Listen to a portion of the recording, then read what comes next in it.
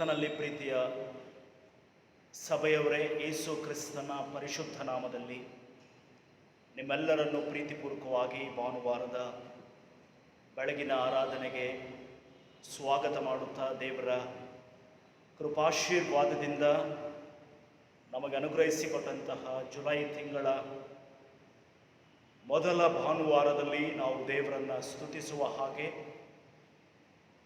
ನಾವಿರುವಂತಹ ಸ್ಥಳದಲ್ಲಿಯೇ ಆತನನ್ನು ಮಹಿಮೆ ಪಡಿಸುವ ಹಾಗೆ ನಮ್ಮ ಶಿರಗಳನ್ನು ಭಾಗಿಸಿ ಪ್ರಾರ್ಥನಾ ಪೂರ್ವಕವಾಗಿ ಈ ಆರಾಧನೆಯನ್ನು ದೇವರ ಘನತೆಗಾಗಿ ಪ್ರಾರಂಭಿಸೋಣ. ಪ್ರಾರ್ಥನೆ ಮಾಡೋಣ. ಬಲ ನಂಬಿಗಸ್ತನಾದಂತಹ ಒಳ್ಳೆಯ ಆಳು, ನನ್ನ ಧಣಿಯ ಸೌಭಾಗ್ಯದಲ್ಲಿ ಸೇರು ಎಂಬುದಾಗಿ ಕರ್ತನೆ ನಮಗೆ ನಂಬಿಗಸ್ತಿಕೆಯನ್ನು ದಾನವಾಗಿ ಅನುಗ್ರಹಿಸಿಕೊಟ್ಟು, ನಾವು ಒಳ್ಳೆಯ ಮನೆವಾರ್ತೆತನವನ್ನು ಮಾಡುವುದಕ್ಕೆ ನಮ್ಮನ್ನು ಕರೆದಿದ್ದಕ್ಕಾಗಿ ಸ್ತೋತ್ರ. ಈ ಭಾನುವಾರದ ಬೆಳಗಿನ ಸಂದರ್ಭದಲ್ಲಿ ಸ್ವಾಮಿ, ನಾವಿರುವಂತಹ ಸ್ಥಳದಲ್ಲಿಯೇ ನಿಮ್ಮನ್ನು ಸ್ತುತಿಸುವ ಹಾಗೆ, ನಿಮ್ಮ ನಾಮ ಮಹತ್ವವನ್ನು ವರ್ಣಿಸುವ ಹಾಗೆ, ನಾವು ಹಾಡುವಂತಹ ಸಂಗೀತಗಳು, ನಾವು ಮಾಡುವಂತಹ ಪ್ರಾರ್ಥನೆಗಳು, ನಾವು ಅರಿಕೆ ಮಾಡುವಂತಹ ಪಾಪದರಿಕೆಯ ಪ್ರಾರ್ಥನೆಗಳು, ನಿನ್ನಿಂದ ಹೊಂದಿಕೊಳ್ಳುವಂತಹ ಕ್ಷಮಾಪಣೆಗಳು ಮತ್ತು ನಿನ್ನ ವಾಕ್ಯಗಳು ನಮ್ಮ ಸಂಗಡ ಮಾತನಾಡಲಿ.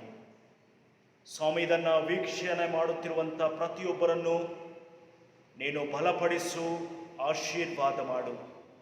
ನಿನ್ನ ಹಸ್ತಗಳಿಗೆ ನಮ್ಮೆಲ್ಲರನ್ನು ಒಪ್ಪಿಸಿಕೊಡ್ತೇವೆ ಕರ್ತನೆ. ನಮ್ಮ ಆರಾಧನೆಯ ಪ್ರಾರಂಭದಿಂದ ಕೊನೆಯ ತನಕ ನೀನೇ ನಮ್ಮನ್ನು ಕೈ ಹಿಡಿದು ಮುನ್ನಡೆಸು ಎಂಬುದಾಗಿ ನಮ್ಮ ರಕ್ಷಕನು ಒಡೆಯನೂ ಆದಂಥ ಯೇಸು ಕ್ರಿಸ್ತನ ಮೂಲಕ ದೀನತೆಯಿಂದ ಪ್ರಾರ್ಥಿಸಿ ಬೇಡಿಕೊಂಡಿದ್ದೇವೆ. ಆಮೆನ್. ನಾವು ದೇವರನ್ನು ಸ್ತುತಿಸುವ ಹಾಗೆ ಹಾಡುವ ಸಂಗೀತದಲ್ಲಿ, ಮೊದಲನೆಯ ಸಂಗೀತದಲ್ಲಿ 225ನೇ ಸಂಗೀತವನ್ನು ಹಾಡೋಣ.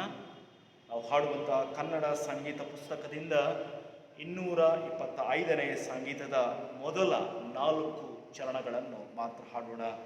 ಸದ್ಗುಣ ಶಿರೋಮಣಿಯಾದ ಸ್ವರ್ಗೀಯ ಗುರು ಯೇಸುವೆ.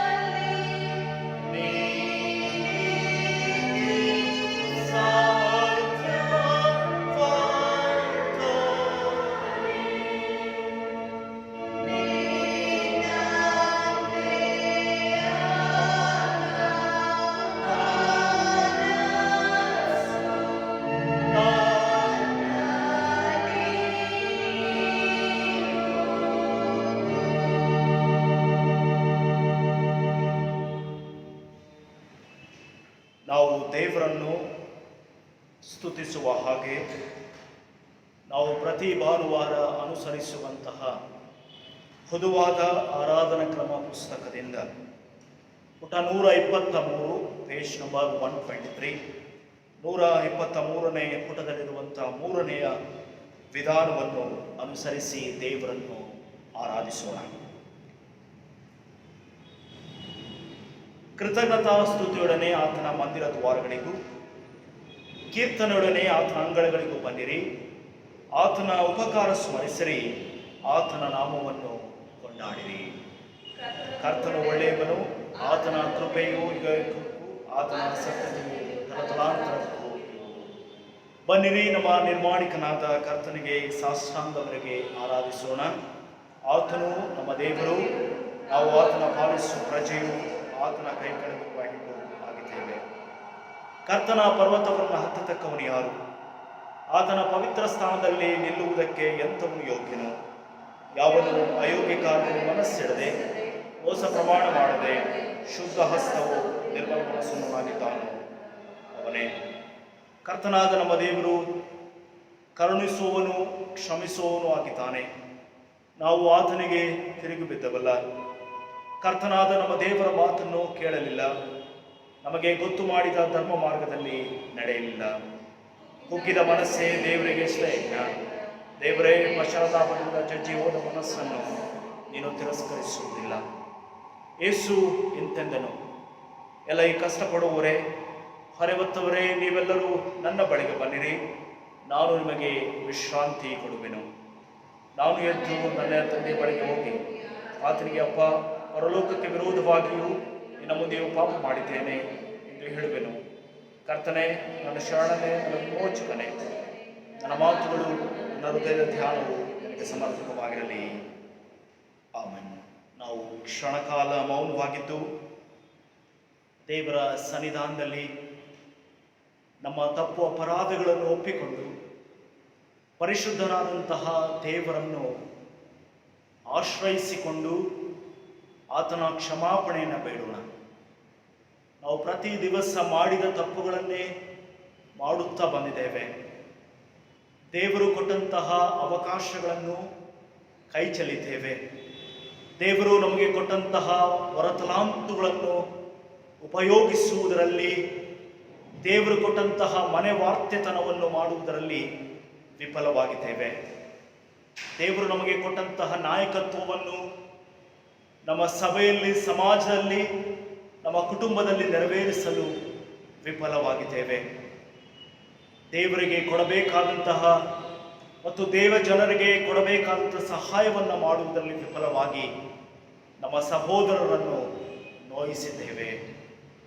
ನಾವು ಕ್ಷಣಕಾಲ ಮೌನವಾಗಿದ್ದು ನಂತರ ಸಂಗೀತದಿಂದ ಬನ್ನಿ, ಪಶ್ಚಾತ್ತಾಪದಿಂದ ಸ್ವಾಮಿ ಹತ್ರ ಬರುವ, ಆತನಲ್ಲಿ ಕ್ಷಮೆಯುಂಟು ಎನ್ನುವಂಥ ಸಂಗೀತವನ್ನು ಹಾಡೋಣ.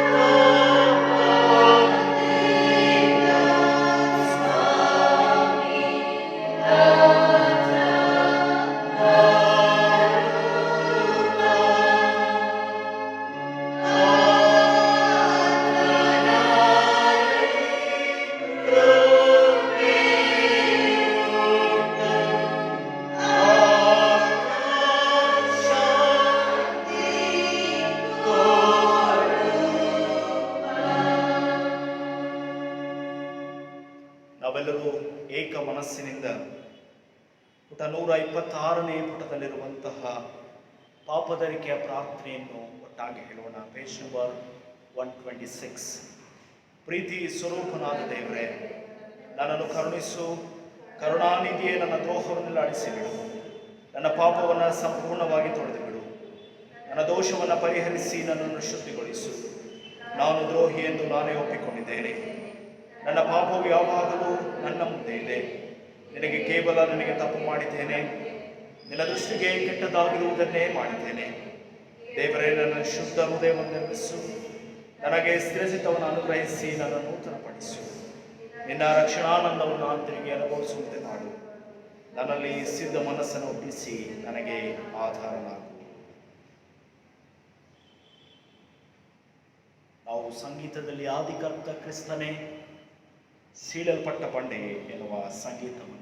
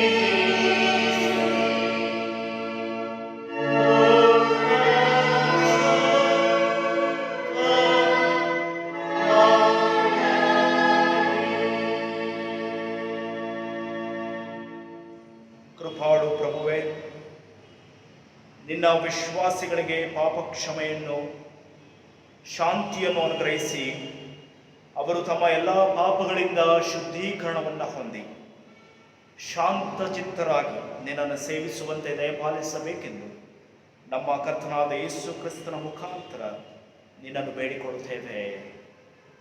ಆಮೆನ್. ಪ್ರಾರ್ಥನೆ ಮಾಡೋಣ. ಕೃಪಾಪೂರ್ಣನು ಶಾಶ್ವತವಾಗಿ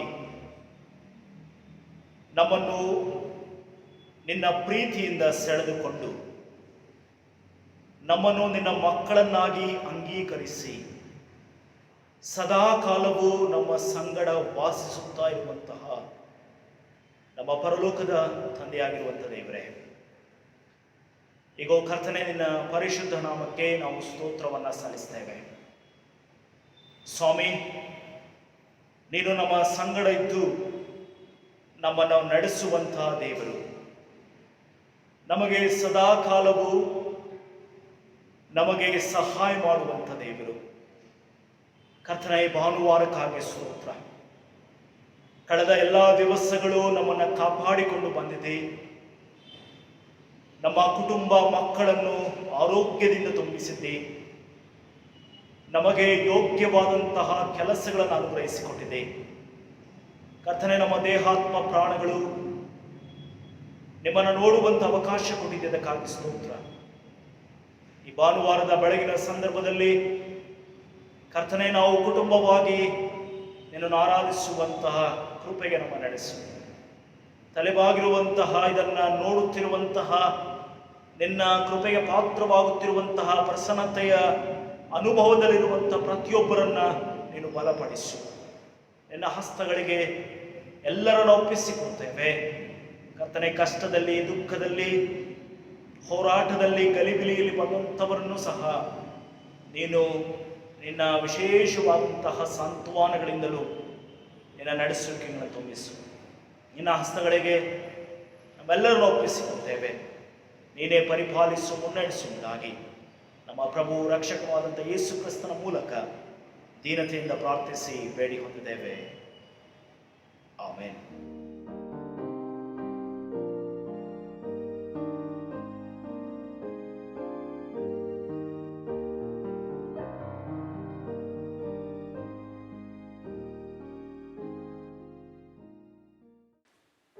ಮೊದಲನೆಯ ಪಾರಾಯಣಕ್ಕಾಗಿ ಆರಿಸಿಕೊಂಡಿರುವ ವೇದ ಭಾಗವು ವಿಮೋಚನಾ ಕಾಂಡ 18ನೇ ಅಧ್ಯಾಯ 13ರಿಂದ 27 ವಚನಗಳವರೆಗೆ. ವಿಮೋಚನಾ ಕಾಂಡ 18ನೇ ಅಧ್ಯಾಯ 13ರಿಂದ 27 ವಚನಗಳವರೆಗೆ. ಮೋಶೆ ತನ್ನ ಮಾವನ ಆಲೋಚನೆಯಂತೆ ನ್ಯಾಯಾಧಿಪತಿಗಳನ್ನು ನೇಮಿಸಿದ್ದು. ಮಾರನೇ ದಿನ ಮೋಶೆ ಜನರಿಗೆ ನ್ಯಾಯ ತೀರಿಸುವುದಕ್ಕಾಗಿ ಕೂತಿರಲು ಪ್ರಾತಃಕಾಲದಿಂದ ಸಾಯಂಕಾಲದವರೆಗೂ ಜನರು ಅವನ ಹತ್ತಿರ ನಿಂತಿದ್ದರು. ಮೋಶೆಯು ಜನರಿಗೋಸ್ಕರ ಮಾಡಿದ್ದೆಲ್ಲವನ್ನು ಅವನ ಮಾವನು ನೋಡಿ ಅವನಿಗೆ, ನೀನು ಯಾತಕ್ಕೆ ಜನರಿಗೋಸ್ಕರ ಇಷ್ಟು ಪ್ರಯಾಸ ಪಡುತ್ತೀ?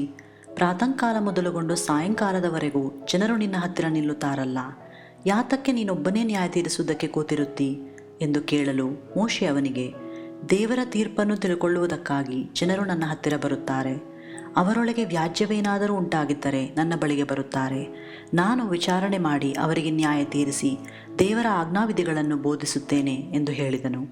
ಅದನ್ನು ಕೇಳಿ ಮೋಶೆಯ ಮಾವನು ಅವನಿಗೆ, ನೀನು ಮಾಡುವ ಕಾರ್ಯಕ್ರಮವು ಒಳ್ಳೆಯದಲ್ಲ. ಈ ಕೆಲಸ ಬಹು ಕಷ್ಟವಾದದ್ದು. ನೀನೊಬ್ಬನೇ ಅದನ್ನು ನಡೆಸಲಾರಿ. ನೀನು ನಿನ್ನ ಸಂಗಡ ಇರುವ ಜನರು ನಿಶ್ಚಯವಾಗಿ ಬಳಲಿ ಹೋಗುವಿರಿ. ನನ್ನ ಮಾತನ್ನು ಕೇಳು. ನಾನು ನಿನಗೆ ಒಂದು ಆಲೋಚನೆಯನ್ನು ಹೇಳುತ್ತೇನೆ ಮತ್ತು ದೇವರು ನಿನ್ನ ಸಂಗಡ ಇರಲಿ.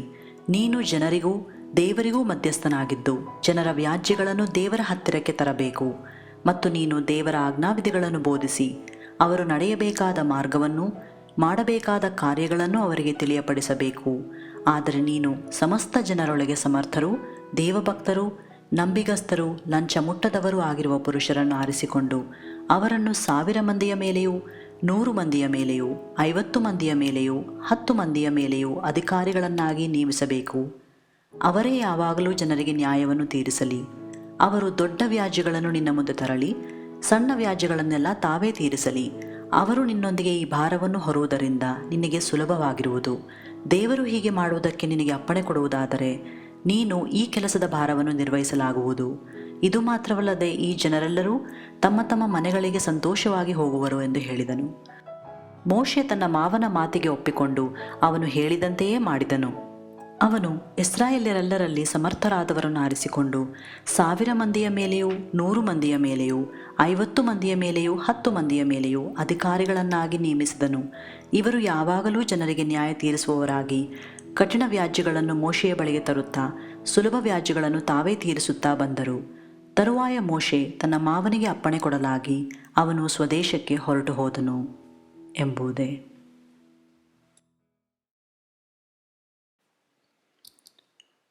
ಎರಡನೇ ವಾಕ್ಯ ಭಾಗಕ್ಕಾಗಿ ಶ್ರೀ ಪೌಲನು ಕೊರಿಂಥದವರಿಗೆ ಬರೆದ 2ನೇ ಪತ್ರಿಕೆ 8ನೇ ಅಧ್ಯಾಯ 1ರಿಂದ 15ನೇ ವಚನದವರೆಗೆ.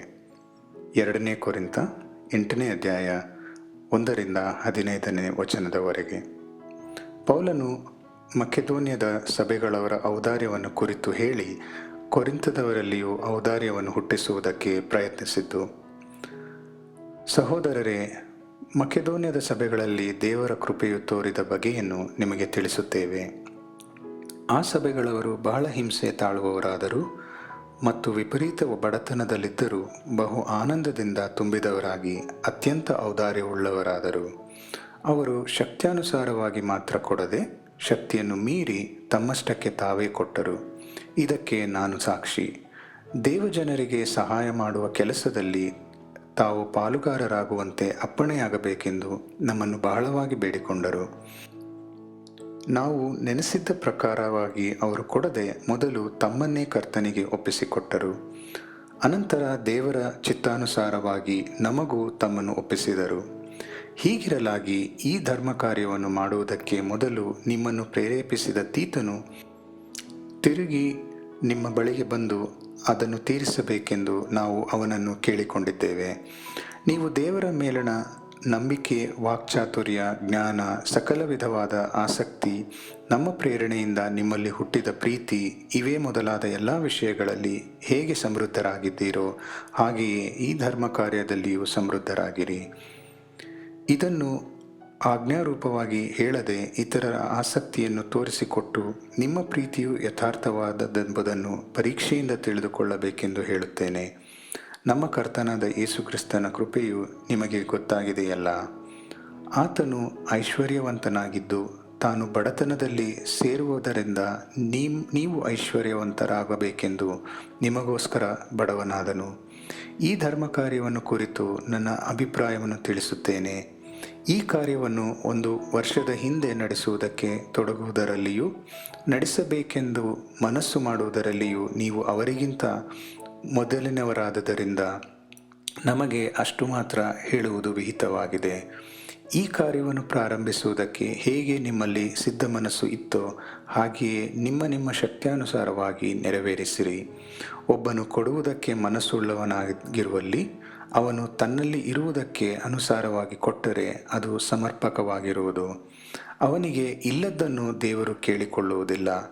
ಇತರರಿಗೆ ಕಷ್ಟ ಪರಿಹಾರವು ನಿಮಗೆ ಕಷ್ಟವು ಉಂಟಾಗಬೇಕೆಂದು ನನ್ನ ತಾತ್ಪರ್ಯವಲ್ಲ, ಸಮಾನತ್ವವಿರಬೇಕೆಂಬುದೇ ನನ್ನ ತಾತ್ಪರ್ಯ. ಸದ್ಯಕ್ಕೆ ನಿಮ್ಮ ಸಮೃದ್ಧಿಯು ಅವರ ಕೊರತೆಯನ್ನು ನೀಗಿಸುತ್ತದೆ, ಮುಂದೆ ಅವರ ಸಮೃದ್ಧಿಯು ನಿಮ್ಮ ಕೊರತೆಯನ್ನು ನೀಗಿಸುವುದು. ಹೀಗೆ ಸಮಾನತ್ವ ಉಂಟಾಗುವುದು. ಬಹಳ ಕೂಡಿಸಿದವನಿಗೆ ಏನೂ ಹೆಚ್ಚಾಗಲಿಲ್ಲ, ಸ್ವಲ್ಪವಾಗಿ ಕೂಡಿಸಿದವನಿಗೆ ಏನೂ ಕಡಿಮೆಯಾಗಲಿಲ್ಲ ಎಂದು ಶಾಸ್ತ್ರದಲ್ಲಿ ಬರೆದಿರುವ ಪ್ರಕಾರವಾಗುವುದು ಎಂಬುದೇ. ಸುವಾರ್ಥ ವೇದ ಭಾಗಕ್ಕಾಗಿ ನೇಮಕವಾದ ಸುವಾರ್ಥ ವೇದ ಭಾಗವು ಮತ್ತಾಯನು ಬರೆದ ಸುವಾರ್ತೆ 25ನೇ ಅಧ್ಯಾಯ 14ನೇ ವಚನದಿಂದ 30 ವಚನದ ತನಕ. The gospel according to Saint Matthew chapter 25 words begin from 14 to 30. ದೇವರ ವಾಕ್ಯವನ್ನು ಕೇಳಿಸಿಕೊಳ್ಳ್ರಿ. ದೇಶಾಂತರಕ್ಕೆ ಹೋಗುವ ಒಬ್ಬ ಮನುಷ್ಯನು ತನ್ನ ಆಳುಗಳನ್ನು ಕರೆದು ಅವರಿಗೆ ತನ್ನ ಆಸ್ತಿಯನ್ನು ಒಪ್ಪಿಸಿ ಕೊಟ್ಟಂತಿರುವುದು. ಅವನು ಒಬ್ಬನಿಗೆ 5 ತಲಾಂತು, ಒಬ್ಬನಿಗೆ 2, ಒಬ್ಬನಿಗೆ 1, ಹೀಗೆ ಅವನವನ ಸಾಮರ್ಥ್ಯದ ಪ್ರಕಾರ ಕೊಟ್ಟು ಬೇರೊಂದು ದೇಶಕ್ಕೆ ಹೋದನು. 5 ತಲಾಂತು ಹೊಂದಿದವನು ಹೋಗಿ ಅದನ್ನು ವ್ಯಾಪಾರಕ್ಕೆ ಹಾಕಿ ಇನ್ನೂ 5 ತಲಾಂತು ಗಳಿಸಿಕೊಂಡನು. ಹಾಗೆಯೇ 2 ತಲಾಂತು ಹೊಂದಿದವನು ಇನ್ನೂ 2 ಸಂಪಾದಿಸಿಕೊಂಡನು. ಆದರೆ 1 ತಲಾಂತು ಹೊಂದಿದವನು ಹೋಗಿ ಭೂಮಿಯನ್ನು ಅಗೆದು ತನ್ನ ದಣಿಯ ಹಣವನ್ನು ಬಚ್ಚಿಟ್ಟನು. ಬಹುಕಾಲವಾದ ಮೇಲೆ ಆ ಆಳುಗಳ ದಣಿಯು ಬಂದು ಅವರಿಂದ ಲೆಕ್ಕ ತೆಗೆದುಕೊಳ್ಳಲು 5 ತಲಾಂತು ಹೊಂದಿದವನು ಮುಂದೆ ಬಂದು ಇನ್ನೂ 5 ತಲಾಂತು ತಂದು, ಸ್ವಾಮಿ, ನೀನು 5 ತಲಾಂತನ್ನು ನನಗೆ ಕೊಟ್ಟಿದ್ದೀಯಲ್ಲ, ಇಗೋ ಇನ್ನೂ 5 ತಲಾಂತು ಸಂಪಾದಿಸಿದ್ದೇನೆ ಅಂದನು. ಅವನ ದಣಿಯು, ಬಲ, ನಂಬಿಗಸ್ತನಾದ ಒಳ್ಳೆಯ ಆಳು ನೀನು, ಸ್ವಲ್ಪ ಕೆಲಸದಲ್ಲಿ ನಂಬಿಗಸ್ತನಾಗಿದ್ದಿ, ದೊಡ್ಡ ಕೆಲಸದಲ್ಲಿ ನಿನ್ನನ್ನು ಇಡುತ್ತೇನೆ, ನಿನ್ನ ದಣಿಯ ಸೌಭಾಗ್ಯದಲ್ಲಿ ಸೇರು ಅಂದನು. ಆಗ 2 ತಲಾಂತು ಹೊಂದಿದವನು ಮುಂದೆ ಬಂದು, ಸ್ವಾಮಿ, 2 ತಲಾಂತು ನನಗೆ ಒಪ್ಪಿಸಿದೆಯಲ್ಲ, ಇಗೋ ಇನ್ನೂ 2 ತಲಾಂತು ಸಂಪಾದಿಸಿದ್ದೇನೆ ಅಂದನು. ಅವನ ದಣಿಯು ಅವನಿಗೆ, ಬಲ, ನಂಬಿಗಸ್ತನಾದ ಒಳ್ಳೆ ಆಳು ನೀನು, ಸ್ವಲ್ಪ ಕೆಲಸದಲ್ಲಿ ನಂಬಿಗಸ್ತನಾಗಿದ್ದಿ, ದೊಡ್ಡ ಕೆಲಸದಲ್ಲಿ ನಿನ್ನನ್ನು ಇಡುತ್ತೇನೆ, ನಿನ್ನ ದಣಿಯ ಸೌಭಾಗ್ಯದಲ್ಲಿ ಸೇರು ಎಂದು ಹೇಳಿದನು. ತರುವಾಯ 1 ತಲಾಂತು ಹೊಂದಿದವನು ಸಹ ಮುಂದೆ ಬಂದು, ಸ್ವಾಮಿ, ನೀನು ಕಠಿಣ ಮನುಷ್ಯನು, ನೀನು ಬಿತ್ತದಿರುವಲ್ಲಿ ಕೊಯ್ಯುವವನು, ನೀನು ತೂರದಿರುವಲ್ಲಿ ರಾಶಿ ಮಾಡುವವನು ಎಂದು ತಿಳಿದು ಹೆದರಿಕೊಂಡು ಹೋಗಿ ನಿನ್ನ ತಲಾಂತನ್ನು ಭೂಮಿಯಲ್ಲಿ ಬಚ್ಚಿಟ್ಟೆನು, ಇಗೋ ನಿನ್ನದು ನಿನಗೆ ಸಂದಿದೆ ಅಂದನು. ಆಗ ಅವನ ದಣಿಯು ಅವನಿಗೆ, ಮೈಗಳ್ಳನಾದ ಕೆಟ್ಟ ಆಳು ನೀನು, ನಾನು ಬಿತ್ತದಿರುವಲ್ಲಿ ಕೊಯ್ಯುವವನು, ತೂರದಿರುವಲ್ಲಿ ರಾಶಿ ಮಾಡುವವನು ಎಂದು ತಿಳಿದೆಯಾ? ಹಾಗಾದರೆ ನೀನು ನನ್ನ ಹಣವನ್ನು ಸಾಹುಕಾರರಲ್ಲಿ ಬಡ್ಡಿಗೆ ಹಾಕಬೇಕಾಗಿತ್ತು. ನಾನು ಬಂದು ನನ್ನದನ್ನು ಬಡ್ಡಿ ಸಹಿತ ಪಡಕೊಳ್ಳುತ್ತಿದ್ದೆನು ಎಂದು ಹೇಳಿ ತನ್ನ ಸೇವಕರಿಗೆ, ಅವನಿಂದ ಆ ತಲಾಂತು ತೆಗೆದು 10 ತಲಾಂತು ಇದ್ದವನಿಗೆ ಕೊಡಿರಿ, ಇದ್ದವರಿಗೆ ಕೊಡಲ್ಪಡುವುದು, ಅವರಿಗೆ ಮತ್ತೂ ಹೆಚ್ಚಾಗುವುದು, ಇಲ್ಲದವನ ಕಡೆಯಿಂದ ಇದ್ದದ್ದು ತೆಗೆಯಲ್ಪಡುವುದು. ಮತ್ತು ಕೆಲಸಕ್ಕೆ ಬಾರದ ಈ ಆಳನ್ನು ಹೊರಗೆ ಕತ್ತಲೆಗೆ ಹಾಕಿಬಿಡಿರಿ ಎಂದು ಹೇಳಿದನು. ಅಲ್ಲಿ ಗೋಳಾಟವು, ಕಟಕಟನೆ, ಅಲ್ಲು ಕಡಿಯೋಣವು ಇರುವುವು. ಕ್ರಿಸ್ತನೇ, ನಿನಗೆ ಸ್ತೋತ್ರವಾಗಲಿ.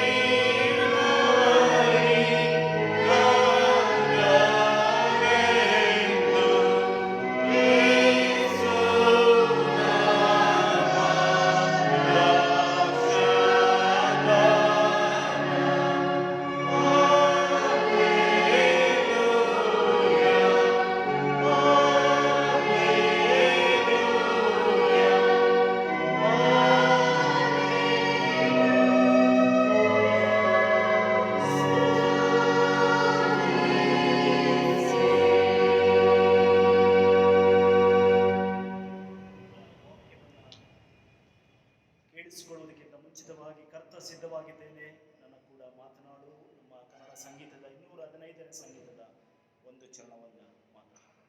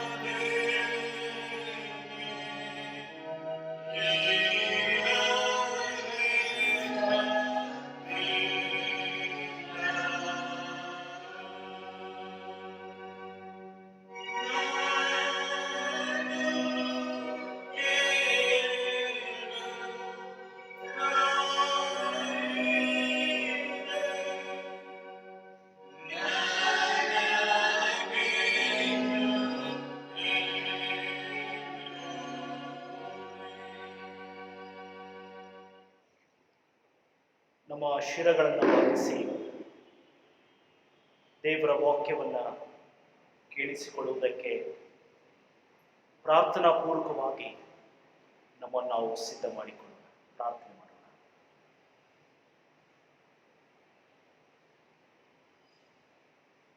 ನಮ್ಮನ್ನು ಬಹಳವಾಗಿ ಪ್ರೀತಿಸುವಂತಹ ನಮ್ಮ ಪರಲೋಕದ ತಂದೆಯಾಗಿರುವಂಥ ದೇವರೇ, ಈಗೋ ಕರ್ತನೇ, ನಿನ್ನ ಪರಿಶುದ್ಧ ನಾಮಕ್ಕೆ ನಾವು ಸ್ತೋತ್ರವನ್ನು ಸಲ್ಲಿಸ್ತೇವೆ. ಸ್ವಾಮಿ, ಈ ಭಾನುವಾರದ ಬೆಳಗಿನ ಸಂದರ್ಭದಲ್ಲಿ ನಿನ್ನ ವಾಕ್ಯವನ್ನು ಧ್ಯಾನಿಸುವುದಕ್ಕೆ ಸಿದ್ಧವಾಗಿರುವಾಗ, ನಿನ್ನ ವಾಕ್ಯವನ್ನು ಕೇಳಿಸಿಕೊಳ್ಳುವುದಕ್ಕೆ ಸಿದ್ಧವಾಗಿರುವಾಗ, ನಿನ್ನ ವಾಕ್ಯದ ಗೂಢಾರ್ಥಗಳನ್ನು ನಮಗೆ ತಿಳಿಯಗೊಳಿಸು. ನಾವು ಒಳ್ಳೆಯ ಮನೆ ವಾರ್ತೆತನವನ್ನು ನಡೆಸುವುದಕ್ಕೆ ಬೇಕಾದಂತಹ ಕೃಪೆಯನ್ನು, ನಿನ್ನ ವಿಶೇಷವಾದಂತಹ ಜವಾಬ್ದಾರಿಯನ್ನು ಅನುಗ್ರಹಿಸಿಕೊಂಡು ನಡೆಸುವುದಾಗಿ ನಮ್ಮ ಪ್ರಭು ರಕ್ಷಕನಾದಂಥ ಯೇಸು ಕ್ರಿಸ್ತನ ಮೂಲಕ ದೀನತೆಯಿಂದ ಪ್ರಾರ್ಥಿಸಿ ಬೇಡಿ ಹೊಂದಿದ್ದೇವೆ. ಆಮೆನ್. ಕರ್ತನಲ್ಲಿ ಪ್ರೀತಿಯ ಸಭೆಯವರೇ, ನಿಮ್ಮೆಲ್ಲರನ್ನು ಯೇಸು ಕ್ರಿಸ್ತನ ಪರಿಶುದ್ಧ ನಾಮದಲ್ಲಿ ಈ ಭಾನುವಾರದ ಬೆಳಗಿನ ಶುಭ ವಂದನೆಯನ್ನು ತಿಳಿಸುತ್ತಾ, ಈ ಬೆಳಗಿನ ಸಂದರ್ಭದಲ್ಲಿ ದೇವರು ನಮಗೆ ಕೊಡುವಂತಹ ವಾಕ್ಯದ ಸಂದೇಶ ಏನು?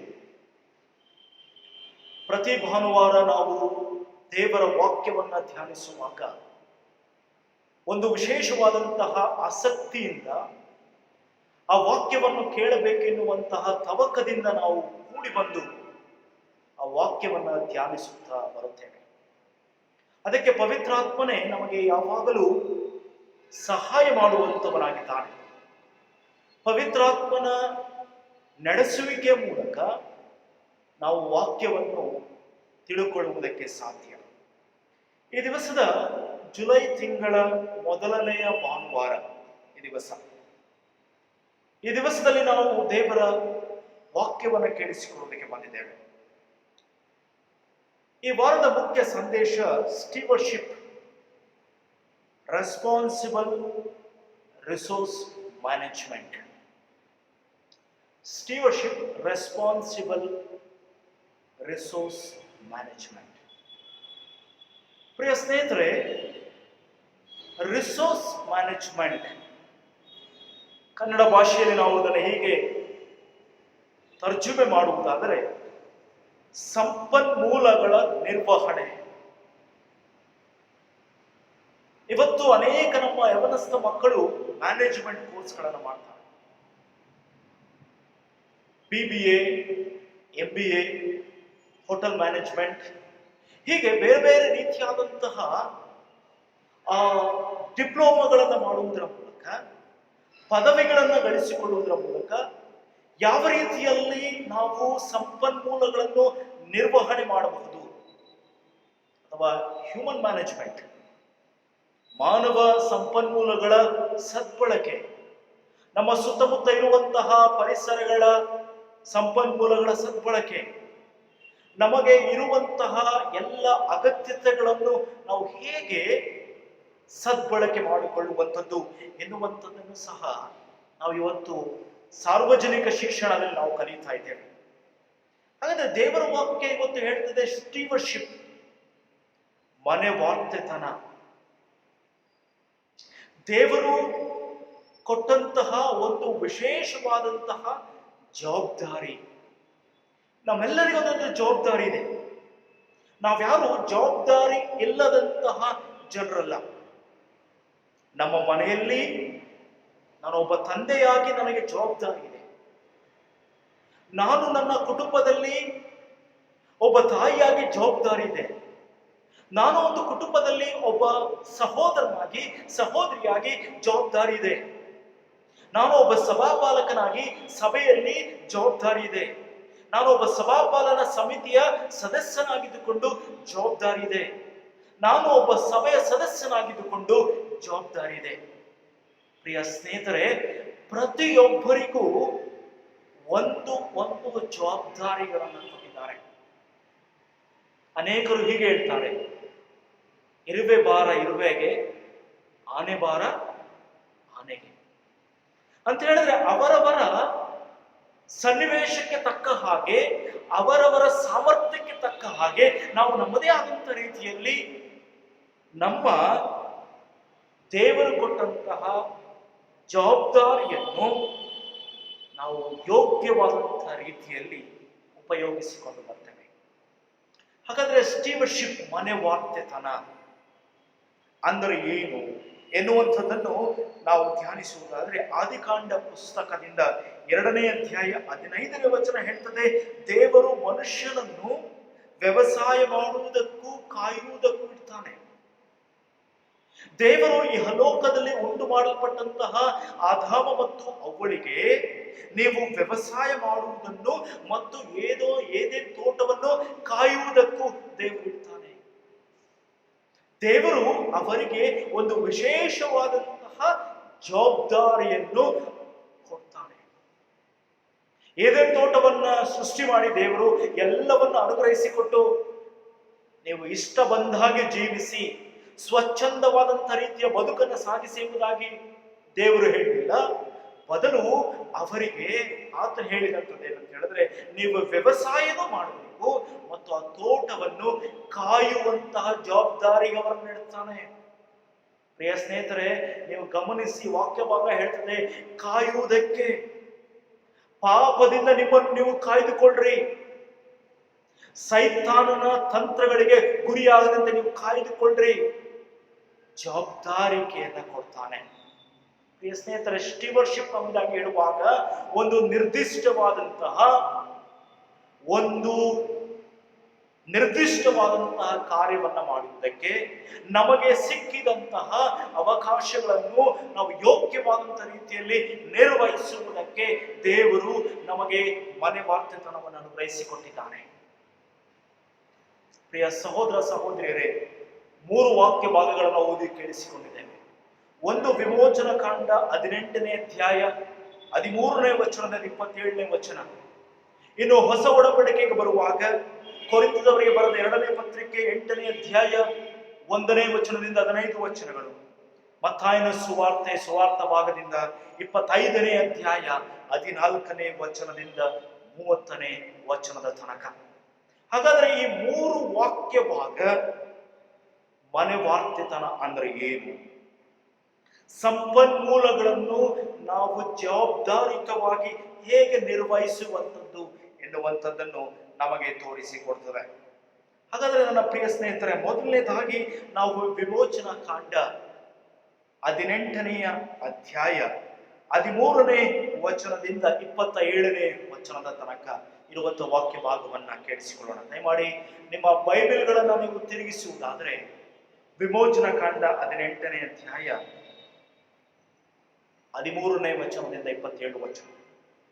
ನಾನು 3 ವಿಷಯಗಳನ್ನು ನಿಮ್ಮ ಸಂಗಡ ಧ್ಯಾನ ಮಾಡಿಸ್ತೇನೆ. ಒಂದು, ಲೀಡಿಂಗ್ ಸ್ಟೀವರ್ಶಿಪ್ ಅಂದ್ರೆ ಕರೆದೊಯ್ಯುವಂತಹ ಮನೆವಾರ್ತೆತನ ಅಥವಾ ನಾಯಕತ್ವವನ್ನು ಲೀಡ್ ಮಾಡುವಂತಹ ಮನೆವಾರ್ತೆತನ, ಲೀಡಿಂಗ್. ಪ್ರಿಯ ಸ್ನೇಹಿತರೆ, ಲೀಡಿಂಗ್ ಎಂಬುದಾಗಿ ಹೇಳುವಾಗ ನಾಯಕ ಎನ್ನುವಂತಹ ಆಲೋಚನೆ ಬರ್ತದೆ.